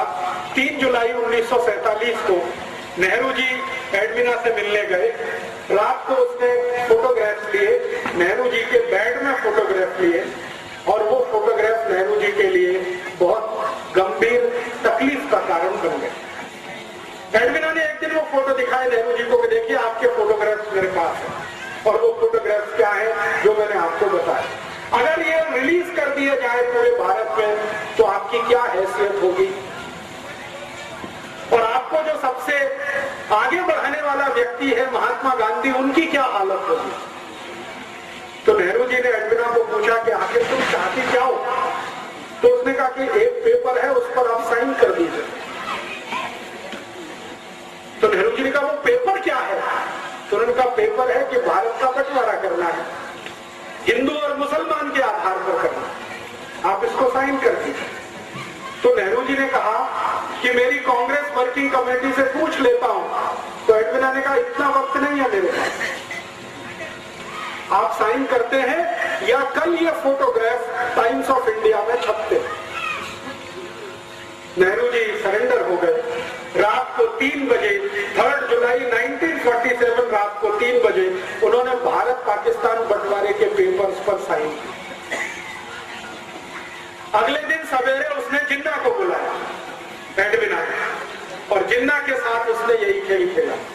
उन्होंने कहा मिस्टर जिन्ना आपके कुछ फोटोग्राफ्स मेरे पास हैं, आप चाहें तो मैं उन्हें टाइम्स ऑफ इंडिया में रिलीज करती हूं। तो जिन्ना बौखला गया। जिन्ना को मालूम नहीं था कि वो बहुत शातिर महिला है। हमारे भारत में इतिहास में आपने सुना विष कन्याएं होती थी, विष कन्याएं। एडविना वही थी, विष कन्या। तो जिन्ना परेशान, अपने फोटो देख के परेशान, क्योंकि जिन्ना का फोटो तो नेहरू जी से भी ज्यादा आपत्तिजनक अवस्था में था। अभी को मैं खोलकर नहीं कहना चाहता क्योंकि कैमरे पर रिकॉर्डिंग हो रही। तो जिन्ना तो और भी परेशान। तो उसने कहा नहीं नहीं ये फोटोग्राफ्स रिलीज मत करिए। तो उन्होंने कहा ठीक है आप फिर पेपर साइन कर दीजिए। तो जिन्ना ने कहा कि मैं तो मुसलमानों का नेता ही नहीं हूं। तो उन्होंने कहा हम बनाएंगे ना, आप चिंता मत करिए, हम बनाएंगे आपको मुसलमानों का, आप पेपर साइन करिए। तो 4 जुलाई को शाम को करीब 2:30-3 बजे जिन्ना से हस्ताक्षर लिए, 3 जुलाई को सवेरे 3 बजे नेहरू जी से हस्ताक्षर लिए और वो अगले दिन अखबार में आ गया कि भारत और पाकिस्तान 2 अलग देश बनेंगे। पाकिस्तान मुसलमानों को मिलेगा, भारत हिंदुओं को मिलेगा और इस तरह से देश का बंटवारा हो गया। इस बंटवारे में अगर आप देखना चाहें कि विलेन कौन है तो आपको बिल्कुल साफ दिखाई देगा। अगर मुझसे कोई पूछे तो पहला विलेन इस बंटवारे में पंडित जवाहरलाल नेहरू, दूसरा विलेन मोहम्मद अली जिन्ना।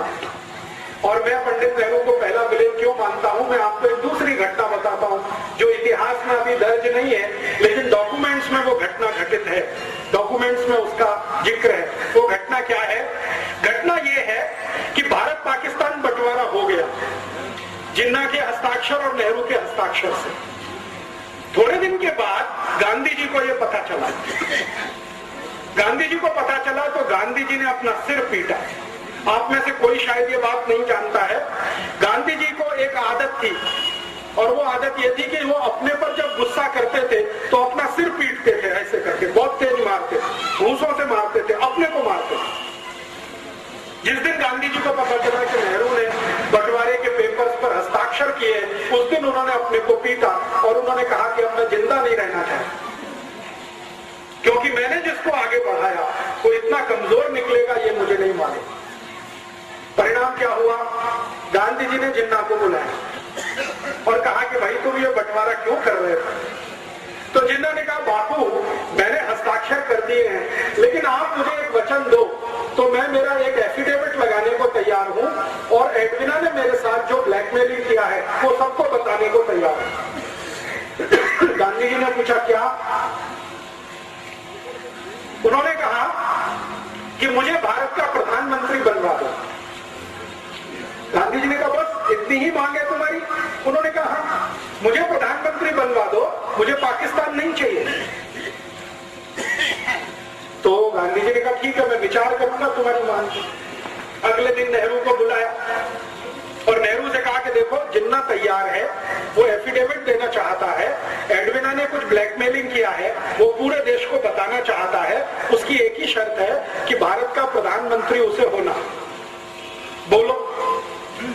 तो नेहरू जी ने कहा कि बापू जिन्ना को भारत का प्रधानमंत्री तो क्या, मैं मेरे ऑफिस का चपरासी नहीं बना सकता, कारकुन नहीं बना सकता। तो गांधी जी ने कहा तुमको जिन्ना से इतनी दुश्मनी क्यों है? तुम दोनों साथ साथ पढ़े लंदन में हैरिस कॉलेज में, तुमको स्कॉलरशिप मिली, जिन्ना को स्कॉलरशिप मिली, साथ में जिस स्कूल में तुम पढ़े साथ में रहे 15 साल और तुम में दोस्ती इतनी ज्यादा थी, अब ये दुश्मनी इतनी क्यों? तो नेहरू जी ने असलियत नहीं बताई। जिन्ना और नेहरू जी की जो दुश्मनी थी उसका कारण था एडविना और कोई दूसरा कारण नहीं। गांधी जी को बताया नहीं। नेहरू जी ने कहा कि मैं तो प्रधानमंत्री तो क्या चपरासी नहीं बना सकता। तो गांधी जी ने कहा कि फिर क्या होगा, देश का बंटवारा। तो उन्होंने कहा कि ठीक है बंटवारा हो जाए, मुझे उसमें कोई आपत्ति नहीं। तो गांधी जी ने कहा कांग्रेस तो तैयार नहीं है इसके लिए। तो उन्होंने कहा ठीक है कांग्रेस थोड़े दिन में तैयार हो जाएगी। ऐसे करके गांधी जी और नेहरू जी का वार्तालाप पूरा हुआ। फिर गांधी जी ने कांग्रेस वर्किंग कमेटी की मीटिंग बुलाई। 15 उसमें सदस्य थे। उन 15 सदस्यों के सामने गांधी जी ने कहा कि भारत आजाद होगा, लेकिन दुख है कि बंटवारे के साथ कौन प्रधानमंत्री बने। तो गांधी जी ने एक फॉर्मूला दिया कि कांग्रेस वर्किंग कमेटी जिसको अपना अध्यक्ष चुनेगी वो भारत का प्रधानमंत्री होगा। तो वोट डालने का काम किया गया। कांग्रेस वर्किंग कमेटी में वोट डाला, 15 लोगों ने वोट डाला, तो 13 लोगों का वोट सरदार वल्लभ भाई पटेल के पक्ष में गया। 13 लोग। एक वोट पंडित जवाहरलाल नेहरू के पक्ष में गया और एक व्यक्ति कांग्रेस वर्किंग कमेटी में एब्सेंट हो गया, वो वोट डालने नहीं आए। और जो व्यक्ति एब्सेंट था वो अनुग्रह नारायण सिन्हा नाम के एक व्यक्ति थे, पटना से थे, बिहार से, वो एब्सेंट हो गए। तो एक वोट नेहरू को, 13 वोट पटेल को। गांधी जी के फॉर्मूले के अनुसार पटेल भारत के प्रधानमंत्री बने क्योंकि वर्किंग कमेटी ने अध्यक्ष चुना। जब नेहरू जी को पता चला कि वो इलेक्शन में हार गए तो वो फिर गांधी जी के पास आए और उन्होंने जो वाक्य बोला वो मैं आपको ऐसे का ऐसे ही सुना था।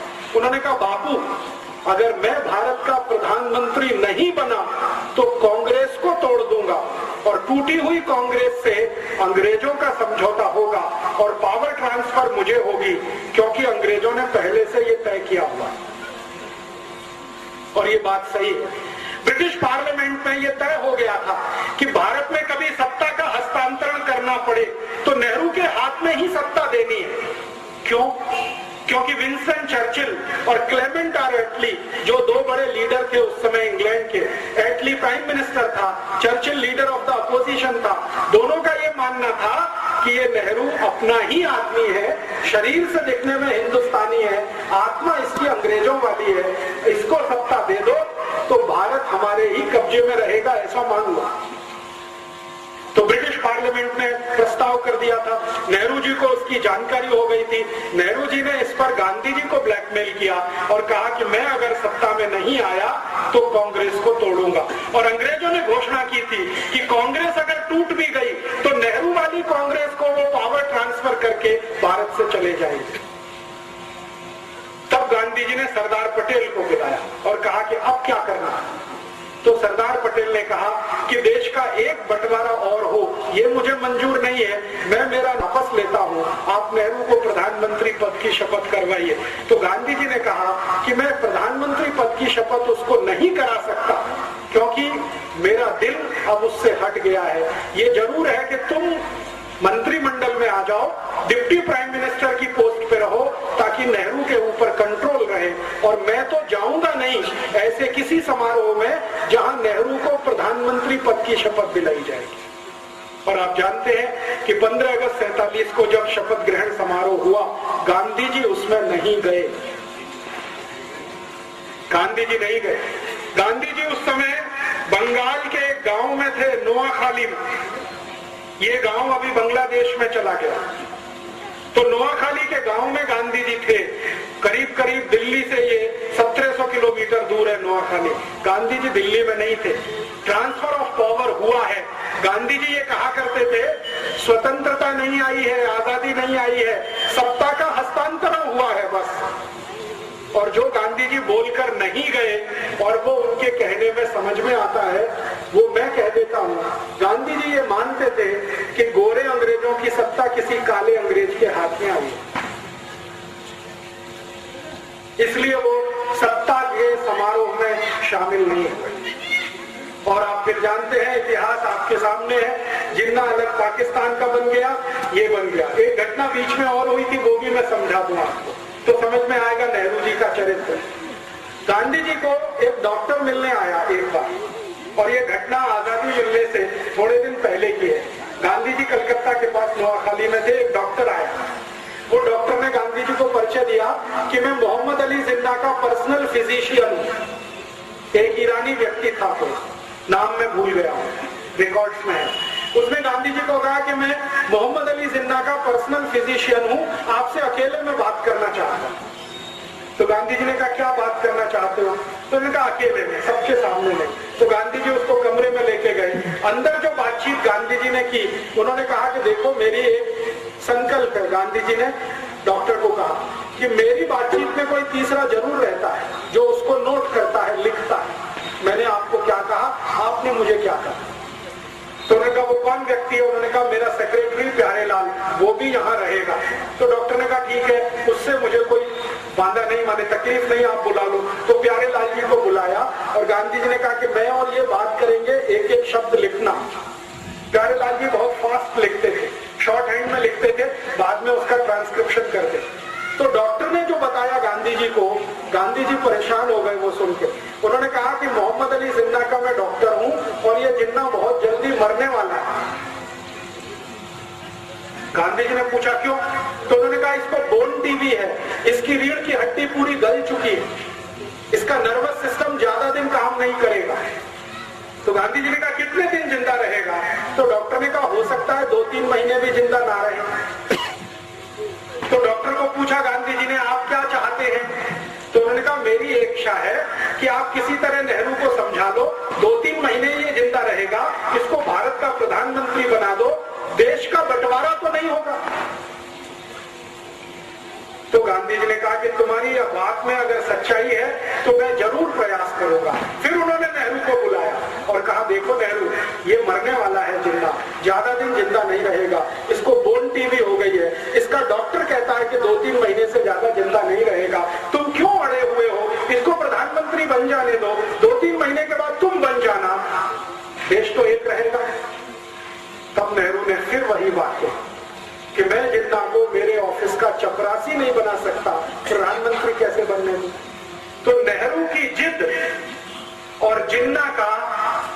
ब्लैकमेलिंग, ये दोनों मिलकर भारत का बंटवारा कर गए और इसमें भारत टूटा।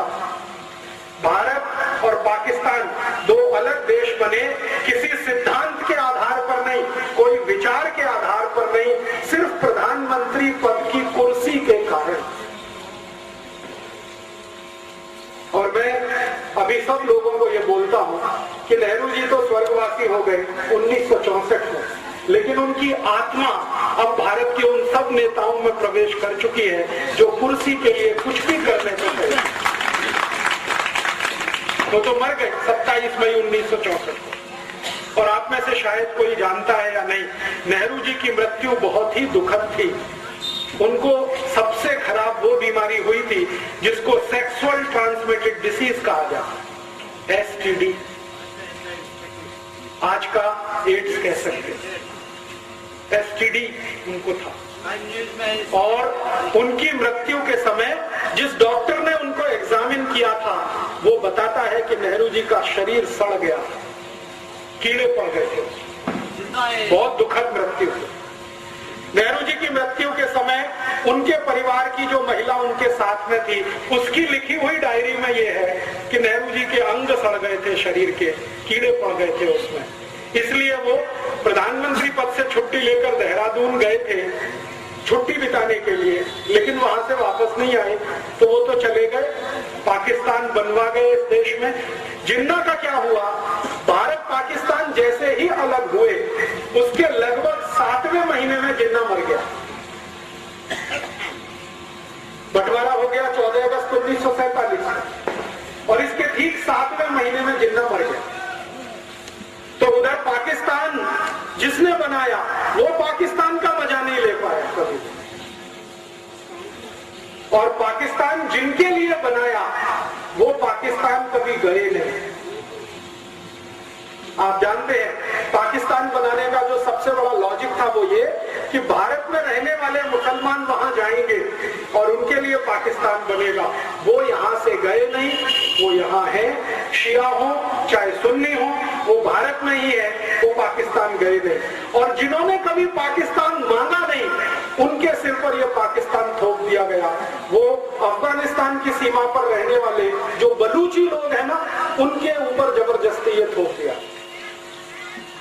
आज पाकिस्तान क्या है आप जानते हैं, सारा का सारा पाकिस्तान ऐसी समस्याओं से घिरा हुआ है जो उसके जन्म से शुरू हुई, और जन्म से जो समस्या शुरू हुई जिन्ना के द्वारा, उसी का दुष्परिणाम है कि आज तक उस देश में कभी लोकतंत्र नहीं रह पाया, प्रजातंत्र नहीं रह पाया, हमेशा किसी सैनिक ने उसका शासन किया।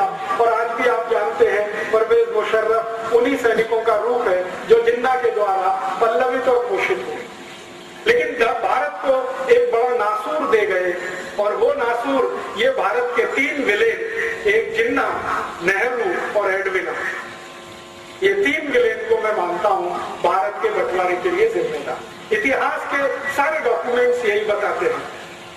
और ये जो सब हो गया कहानी, उस कहानी के बाद की अब कहानी ये है कि पाकिस्तान को चलाने वाले जो सैनिक शासक हुए उन्होंने ये तय कर रखा है कि भारत को एक ना एक दिन वैसे ही तोड़ना है जैसे भारत ने पाकिस्तान को तोड़ा। आप जानते हैं 1971 में भारत के सैनिकों ने बांग्लादेश अलग करा दिया और वो अलग हुआ, उसका दर्द पाकिस्तान को है। तो पाकिस्तान कहता है कि हमारा बांग्लादेश अलग हुआ तो अब हम भारत का जम्मू कश्मीर अलग करेंगे। इसके लिए 71 के बाद से जितने भी पाकिस्तानी शासक हुए सबने आतंकवाद जम्मू कश्मीर में होना चाहिए, अलगाववाद जम्मू कश्मीर में बढ़ना चाहिए, उसके लिए काम किया है, धन भी दिया है और अपने सैनिक भी दिए हैं। और वो आतंकवाद और अलगाववाद जो 72 से चालू है जम्मू कश्मीर में, वो आज इतना बड़ा नासूर है कि भारत के 60,000 से ज्यादा सैनिकों की मृत्यु हो चुकी है या शहादत हो चुकी है जम्मू कश्मीर को भारत में बनाए रखे। जम्मू कश्मीर भारत में रहे उसके लिए संविधान हमारे देश में बदल किया गया। एक आर्टिकल डाला गया 370 जो दुनिया के किसी संविधान में आपको नहीं मिलेगा। उस आर्टिकल के आधार पर जम्मू कश्मीर को एक देश का दर्जा दिया गया है। आप जानते हैं भारत का सुप्रीम कोर्ट कोई भी फैसला फैसला सुनाए, जम्मू कश्मीर में वो लागू नहीं होता। भारत की संसद में कोई भी कानून बनाया जाए वो जम्मू कश्मीर में लागू नहीं होता। हमारी संसद जब कानून बनाती है, उस कानून का पहला पन्ना आप पढ़े, ड्राफ्ट जिसको कहा जाता है, उसमें पहले ही वाक्य में लिखा जाता है accept in Jammu and Kashmir. ये कानून बनाया जा रहा है जम्मू कश्मीर को छोड़कर। हमारी संसद ने आजादी के बाद ऐसे हजारों कानून बनाए हैं जो आपके ऊपर लागू है, मेरे ऊपर लागू है, लेकिन जम्मू कश्मीर पर लागू नहीं है वो कानून। उनके कानून उनकी संसद में, जिसको वो असेंबली कहते हैं, वहां बनते हैं। और आप जानते हैं बहुत साल तक तो जम्मू कश्मीर के मुख्यमंत्री को सदरे रियासत बोला जाता था, माने जिसको हिंदी में प्रधानमंत्री कहते हैं। उनका झंडा अलग है, भारत का झंडा अलग है। उनका कानून अलग है, भारत का कानून अलग है। उनका संविधान अलग है, भारत का संविधान अलग है। फिर आप बोलिए कि Jammu Kashmir is the integral part of India, ये दुनिया का सबसे बड़ा झूठ है। वो हमारा झंडा नहीं मानते, वो हमारा संविधान नहीं मानते, वो हमारा कानून नहीं मानते, फिर हम कहें कि जम्मू कश्मीर भारत का अभिन्न अंग है। ये किसको मूर्ख बनाने के लिए कहे? आपको सुनकर हैरानी होगी कि भारत की सरकार आपके लिए कोई भी खर्चा करे तो उसकी पाई पाई का हिसाब controller and auditor general of India रखता है, लेकिन जम्मू कश्मीर पर हजारों करोड़ रुपए हर साल खर्च होता है, उसका हिसाब किसी के पास नहीं। मैंने बहुत बार सीएजी को चिट्ठी लिखा कि जम्मू कश्मीर पर पिछले 60 साल में हमने जो खर्चा किया है उसका मुझे क्लासिफिकेशन चाहिए, डिटेल चाहिए। सीएजी कहता है कि मेरे पास नहीं है। फिर हमने फाइनेंस मिनिस्टर को कहा तो फाइनेंस मिनिस्ट्री से उत्तर मिला कि जम्मू कश्मीर का हिसाब दिल्ली में नहीं रखा जाता, वो जम्मू कश्मीर में रखा जाता है।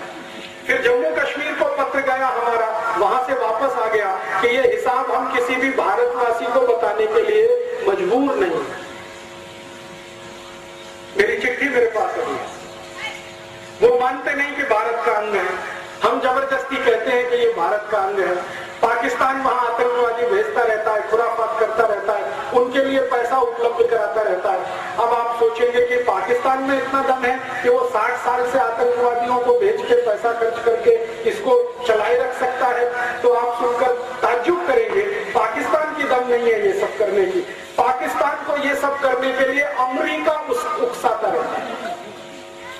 अमेरिका है जो पाकिस्तान को पैसा भेजता है, वो पाकिस्तान पैसा जम्मू कश्मीर में भेजता है, और वो लश्कर तैयबा, जैश ए मोहम्मद, हरकतुल अंसार, हिजबुल मुजाहिदीन जैसे खतरनाक संगठनों को पैसा मिलता है, और वो पैसे से सारे देश में बम ब्लास्ट होते हैं, जम्मू कश्मीर में तो होते हैं। आपको सुनकर हैरानी होगी, जम्मू कश्मीर में जितने आतंकवादी संगठन है उसमें काम करने वाला एक भी आतंकवादी जम्मू कश्मीर का नहीं है, वो सब विदेश से आए हुए हैं। भारत की आर्मी कहती है कि कुछ 1500 से 2000 आतंकवादी जम्मू कश्मीर में है, वो सब पाकिस्तान से आए हैं, अफगानिस्तान से आए हैं या कहीं दूसरे देश से आए हैं और पैसे पर काम करते हैं। और हमारी सरकार भी कैसी विचित्र है। जम्मू कश्मीर में एक संगठन है जिसका नाम है हुर्रियत कॉन्फ्रेंस।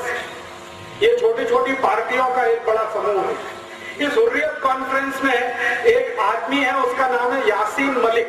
कभी आपने उसका चेहरा अगर टीवी पर देखा हो तो इतना दुबला पतला सींगिया हड्डी का आदमी है कि आप फूंक मारो तो उड़ जाए। मैं सच कह रहा हूं। अगर कोई अच्छा खासा हिंदुस्तानी उसको एक झापड़ मार दे तो जमीन पर 3 पलटियां खाए, इतना कमजोर आदमी है। उसको भारत सरकार ने सुपर हीरो बना रखा है। क्यों? भारत सरकार जब भी बातचीत करती है तो यासीन मलिक से बातचीत करती है, और इस चक्कर में अखबारों में नाम आता है, टीवी पे नाम आता है, वो चर्चा में चढ़ता ही चला जाता है। वो चर्चा अमेरिका तक जाती है तो अमेरिका से सीधे पैसा उसको आना शुरू हो जाता है। आप पूछेंगे जी अमेरिका को क्या इंटरेस्ट है? भारत का जो जम्मू कश्मीर है ये अमेरिका को चाहिए, पाकिस्तान के लिए तो ये बेकार का है। मैं आपको सच बात बताऊं, क्योंकि पाकिस्तान ने जो पाक ऑक्युपाइड कश्मीर ले रखा है उसी को वो संभाल के नहीं रख पा रहा है। जम्मू कश्मीर को क्या रखे? ये अमेरिका को चाहिए जम्मू कश्मीर। क्यों? जम्मू कश्मीर की सीमा से चीन की सीमा लगी हुई है और अमेरिका और चीन का पुराना झगड़ा है। अमेरिका और चीन एक दूसरे के जबरदस्त दुश्मन है। तो अमेरिका की योजना है कि चीन पर एक दिन हमला करना है, जैसे इराक पर किया। वो हमला करने के लिए अमेरिका के जहाजों को एक ऐसा ग्राउंड चाहिए जहां से हवाई जहाज उड़े और चीन पर जाकर मिसाइल डाले, और वो स्थान जम्मू में है। इसलिए अमेरिका को ये चाहिए।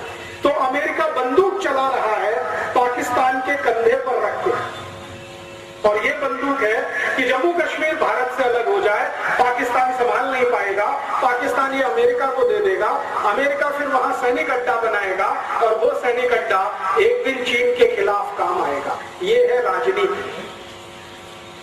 अब आप बोलेंगे जी अगर ये राजनीति चल रही है भारत को बर्बाद करने के लिए, तो आप पूछेंगे जी हम क्या करें, आप क्या करें। मैं आपको एक विनम्र निवेदन करने आया कि आप क्या कर सकते हैं इस पूरी राजनीति को सारे देश से खत्म करने के लिए और जम्मू कश्मीर को सच में भारत में वापस लाने के लिए।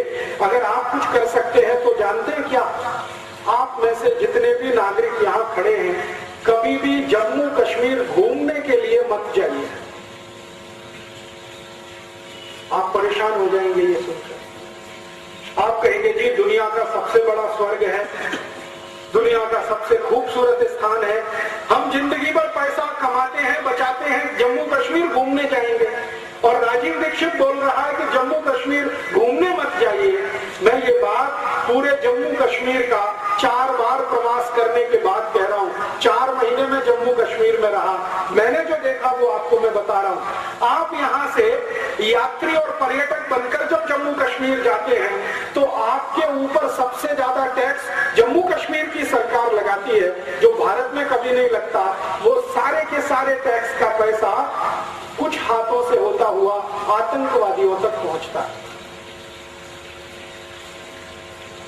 सरकार में उनके आदमी बैठे हुए हैं आतंकवादियों। आप जानते हैं थोड़े दिन पहले हमारे भारत में जम्मू कश्मीर के एक आदमी को फांसी की सजा हुई है, उसका नाम है अफजल गुरु। ये कश्मीर का है और इसने भारत की संसद पर हमला करने का पूरा प्लान बनाया था। सुप्रीम कोर्ट ने उसको फांसी की सजा दे दी है, लेकिन उसको फांसी अभी तक नहीं हो रही है।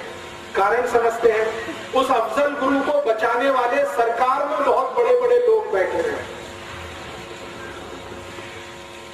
और थोड़े दिन पहले तक हमारे भारत में एक ऐसा माहौल बनाया गया कि अफजल गुरु की जो फाइल है वो डॉक्टर एपीजे अब्दुल कलाम ने रोक रखी है। डॉक्टर अब्दुल कलाम ने रिटायर होने के बाद जो पहला स्टेटमेंट दिया वो ये कि मेरे पास आज तक अफजल गुरु की फाइल आई ही नहीं, रोकने का तो प्रश्न ही नहीं। तो कहां है वो फाइल? वो फाइल भारत सरकार के गृह मंत्रालय में है, जिसका मंत्री है शिवराज पाटिल, उसके पास वो फाइल है। राष्ट्रपति तक भेजी नहीं गई, क्योंकि भेज दी जाती साइन हो जाता, फांसी हो जाती। तो अफजल गुरु को बचाने वाले लोग भारत के गृह मंत्रालय में गृह मंत्री की हैसियत में है। आप किस आतंकवाद को कुचलना चाहते हैं इस देश में, जरा सोचिए। मेरा कहना बहुत स्पष्ट है कि आतंकवादियों की मदद करने वाला ही अगर गृह मंत्री है इस देश का, तो कौन से आतंकवाद से आप लड़ना चाहते हैं इस देश में? शिवराज पाटिल के पास फाइल है अफजल गुरु की, और वो फाइल वो आगे बढ़ने नहीं दे रहा है, क्योंकि अफजल गुरु को फांसी होगी और वो फांसी होनी नहीं चाहिए। क्यों? क्योंकि अफजल गुरु एक ऐसे समूह का सदस्य है जो आतंकवाद के नाम पर भारत सरकार से पैसा लूट रहा है और जम्मू कश्मीर के नेताओं को बांट रहा है। एक बहुत बड़ा कॉकस और सिंडिकेट बना हुआ। दिल्ली सरकार से हजारों करोड़ रुपए जाता है जिसका कोई अकाउंटिंग नहीं है। मैंने आपसे कहा वो अफजल गुरु जैसे लोगों के हाथ में ही पहुंचता है और वो फिर जम्मू कश्मीर के मुख्यमंत्री से लेकर तमाम दूसरे मंत्री और अधिकारियों में बंटता है। वो सारा पैसा आतंकवाद रोकने के नाम पर जाता है। और हम उसमें कैसे मदद करते हैं? हम जम्मू कश्मीर घूमने चले जाते हैं। घूमने में जितना पैसा आप खर्च करके आते हैं वो जाने अनजाने आपका पैसा किसी न किसी तरह आतंकवादियों के हाथ में पहुंच जाता है, क्योंकि सरकार में उनके लोग बैठे हैं। मैंने एक दिन सोचा कि आर्मी जब युद्ध लड़ती है तो उसका पहला टारगेट होता है कि दुश्मन की सप्लाई लाइन काटो, तब युद्ध जीतते। तो मेरे मन में आया कि जम्मू कश्मीर को जो सप्लाई लाइन है, एक तो सरकार की है और दूसरे आप जैसे लोगों की है, जो हर साल जून मई के महीने में घूमने के नाम पर वहां जाते हैं, हजारों करोड़ खर्च करके आते हैं, वो पैसा उनको मिलता है और वो पैसे से उनका आतंकवाद पलता है। मेरा ऐसा मानना है कि भारतीय नागरिक जम्मू कश्मीर का प्रवास करना अगर बंद कर दें, 1-2 साल के लिए ही बंद कर दें, तो समाज में जो पैसा वहां पहुंच रहा है वो बंद हो जाएगा। जम्मू कश्मीर झक मार के हिंदुस्तान में वापस आ जाए, क्योंकि उनकी दम नहीं है। आप पैसा देना बंद कर दीजिए और ये तभी संभव है जब आप जम्मू कश्मीर में घूमने के लिए जाना बंद कर दें। हर साल लाखों करोड़ों हिंदुस्तानी वहां जा रहे हैं और वहां एक बड़ा मंदिर है वैष्णो देवी का, वहां मत्था टेक कर आ रहे हैं। करोड़ों रुपया उस मंदिर को दान में जा रहा है और वो वैष्णो देवी जी का श्राइन बोर्ड है, वो पता नहीं कहां पैसा खर्च कर रहा, आपको कुछ मालूम नहीं। मेरी आपको विनती है, माता जी की पूजा करनी है, दुर्गा माता की तो हुबली में भी है, वैष्णो देवी में ही क्या है, हुबली में भी पूजा हो सकती है। और भारत में तो कण कण में भगवान है, तो जम्मू जाके कटरा जाके वहीं पूजा करना, हमारे यहाँ तो कण कण में भगवान है। तो जिस दिन भारत के 110 कोटि नागरिक एक साथ ये ऐलान कर दें कि हम जम्मू कश्मीर तब तक नहीं जाएंगे जब तक कि आतंकवाद खत्म नहीं होता, मैं आपको गारंटी देता हूं 1-2 साल ज्यादा नहीं, आतंकवाद खत्म हो जाएगा। ये तो मेरी आपसे विनती है। और दूसरी एक विनती है, अभी जानते हैं जम्मू कश्मीर में एक नया खेल शुरू हुआ है। वहां के लोग कंधे पर रख के शॉल ले लेके आते हैं और आपके हुबली में बेच बेच के हजारों लाखों रुपए लेके जाते हैं। आप जानते नहीं कि उनमें से कौन आतंकवादी है और कौन सच्चा हिंदुस्तानी। पश्मीने के शॉल 10-10 हजार रुपए के इस हुबली में बेचने के लिए हर साल जम्मू कश्मीर के लोग आते हैं और यहाँ बेचकर जाते हैं, आपका पैसा वहां पहुंचता है। तो जम्मू कश्मीर से अगर कोई आया हुआ है तो हाथ जोड़कर उसको विनती करिए कि हम तुम्हारा शॉल तब तक नहीं खरीद सकते जब तक कि जम्मू कश्मीर घोषणा ना करे कि हम भारत के अभिन्न अंग हैं। हम नहीं खरीद सकते, बात खत्म हो गई। तो उनका सामान यहाँ बिकना बंद हो जाए। आप लोग जो करोड़ों की संख्या में हर साल जम्मू और कश्मीर जा रहे हैं, वहां जाना बंद कर दीजिए, आतंकवाद की समस्या हल हो जाएगी। क्योंकि आतंकवाद की समस्या पंजाब में जो हल हुई वो इसी तरह से हुई। पंजाब में भी आतंकवाद था और वो हल किया गया वो इसी तरह से कि भारतवासियों को पंजाब के पुलिस ऑफिसर्स ने कहना शुरू किया, यहाँ आना बंद कर दो, अमृतसर के मंदिर में मत्था टेकना बंद कर दो, गुरुद्वारे में और तमाम जगह जाना बंद कर दो। भारतवासियों ने जाना बंद कर दिया, पंजाब पूरा सूना हो गया, आतंकवादियों की रीढ़ की हड्डी टूट गई। क्योंकि अमृतसर का जो गुरुद्वारा है वहीं से सारा धन पंजाब के आतंकवादियों को जाया करता था और अमृतसर का गुरुद्वारा ही पंजाब के आतंकवादियों का सबसे बड़ा केंद्र और अड्डा बना हुआ था, जहां पर ऑपरेशन ब्लू स्टार करना पड़ा। तो पंजाब का आतंकवाद इस तरह से हद हुआ, जम्मू में भी हो जाएगा, कश्मीर में भी। और एक बार ये हो गया तो भारत का एक नासूर हमेशा के लिए खत्म हो जाए। और एक छोटी सी आखिरी विनती आपको मैं करना चाहता हूँ, वो विनती ये है कि जम्मू कश्मीर पाकिस्तान को नहीं अमेरिका को चाहिए, इसको ध्यान रखिए। इसका माने अमेरिका से सावधान रहने की जरूरत है। अभी भारत का प्रधानमंत्री और अमेरिका की दोस्ती बढ़ रही है। आज का अखबार अगर आप उठाकर देखें तो भारत के प्रधानमंत्री ने इनडायरेक्टली ये कहा है कि मेरी सरकार गिरे तो गिर जाए, मैं दोस्ती अमेरिका के साथ नहीं छोड़ूंगा।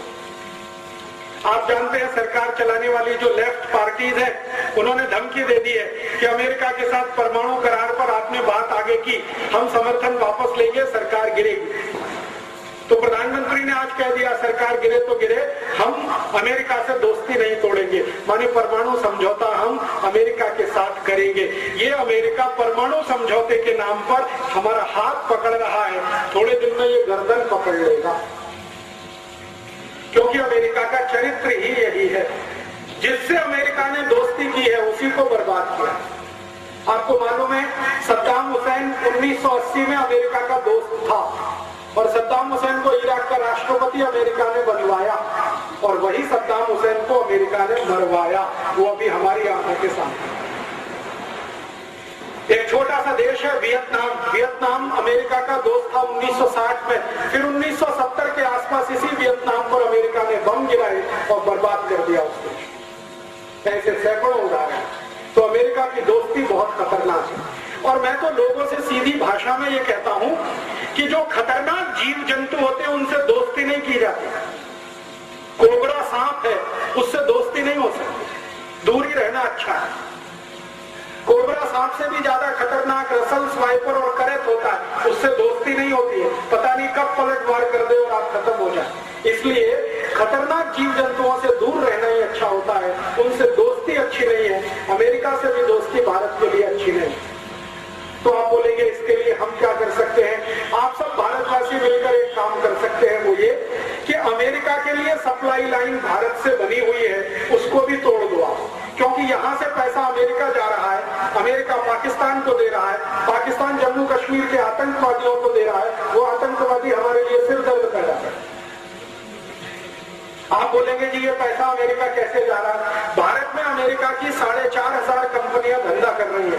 Pepsi Cola, Coca Cola, Colgate, Palmolive, Procter and Gamble, Reckitt and Colman, Johnson and Johnson, ऐसी 4,500 कंपनियां।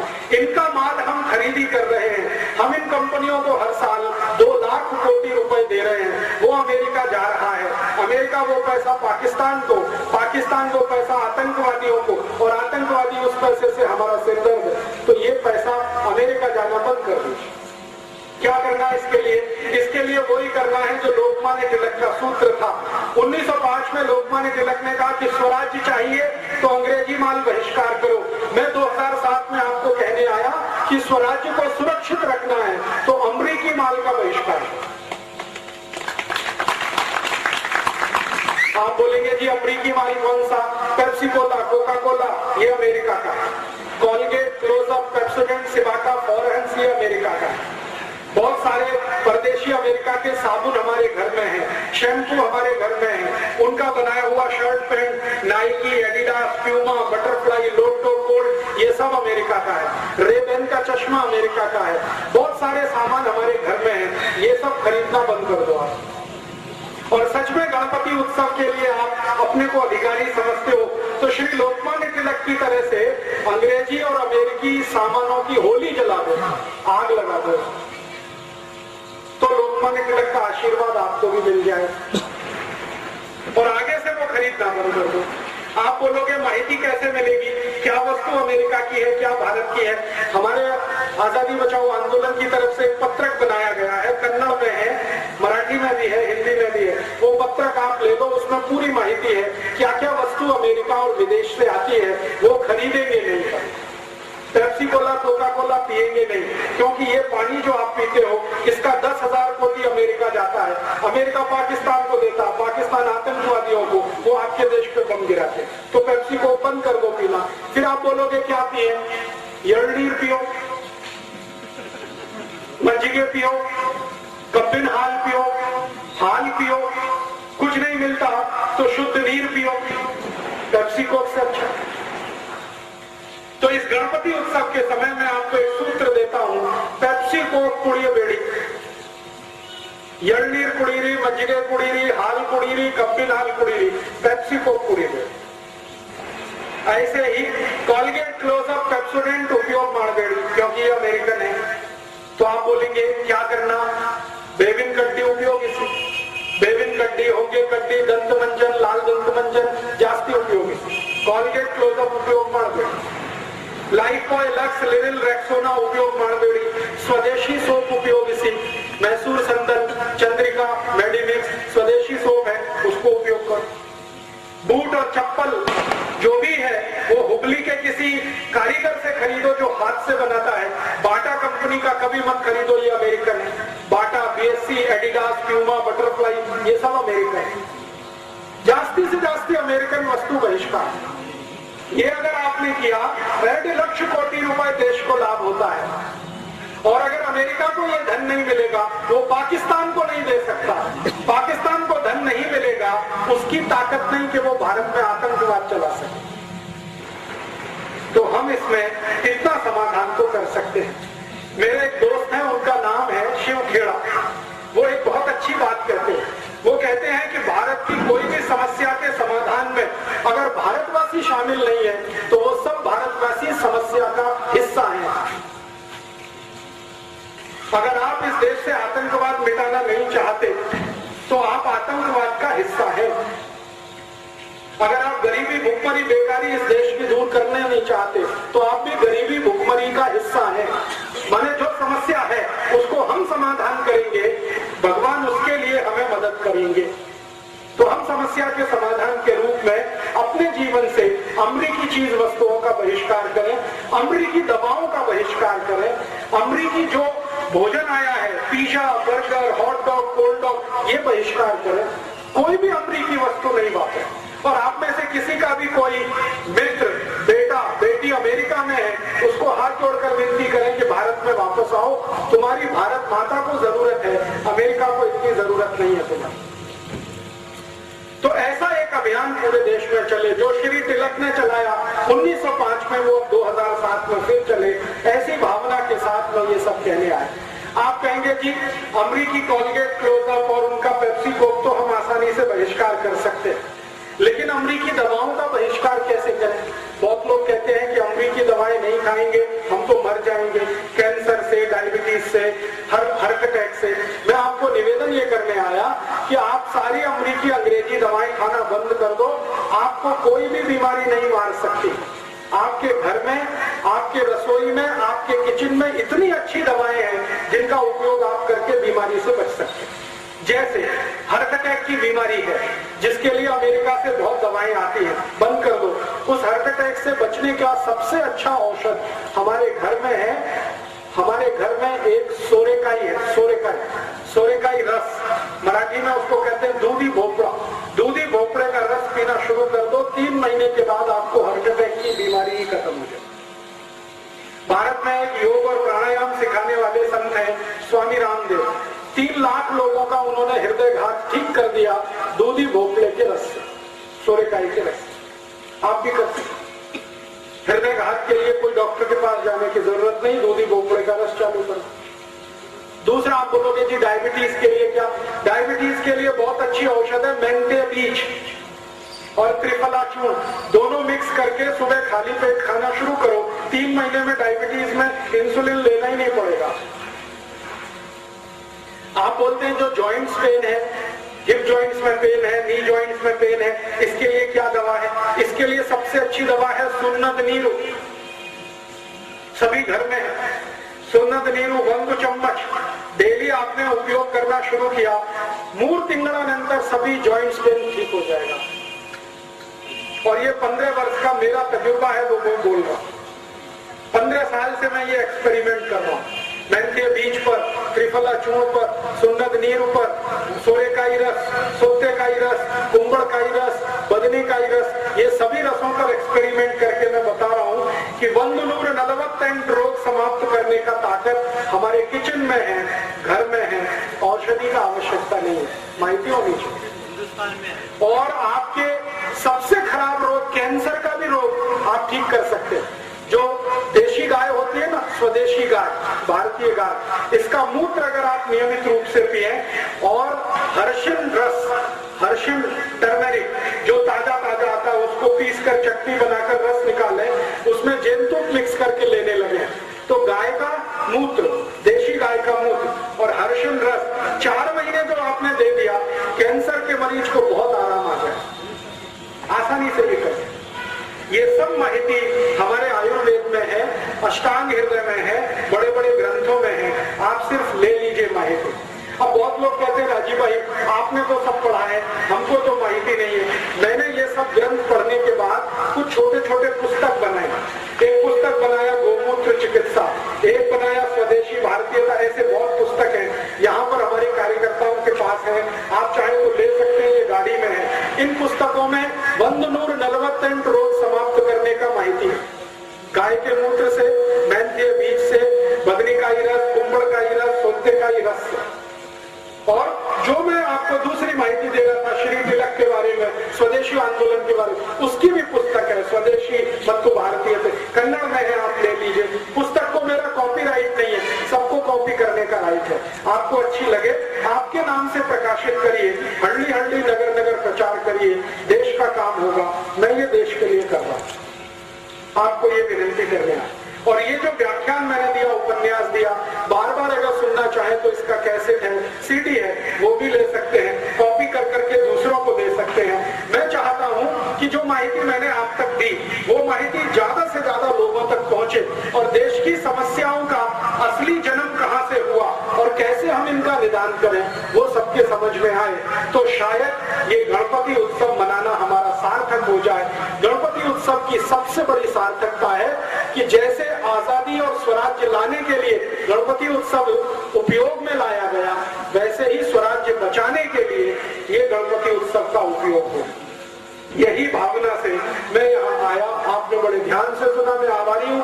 और खड़े रहकर मेरा वक्तव्य लगभग 2-2.5 घंटे आपने सुना, इसके लिए और भी आभारी हूँ। आप यहाँ से जाएं तो संकल्प लेकर जाएं कि अपने जीवन में भारत की समस्याओं का समाधान करने का जो प्रयास करेंगे, समस्याओं का अंग नहीं बनेंगे। कम से कम पेप्सी, कोका कोला जैसी अमेरिकन वस्तुओं का बहिष्कार करेंगे, कॉलगेट क्लोजअप का बहिष्कार करेंगे, और अमेरिकी वस्तुएं जो हमारे पैम्पलेट में है, आप ये पैम्पलेट ले जाइए, इनको ध्यान में रखकर ही अपने घर की वस्तुएं लाएंगे तो श्री तिलक की आत्मा को सच्ची श्रद्धांजलि हम दे सकेंगे। ऐसा बोलते हुए आप सभी को आभार, बहुत धन्यवाद।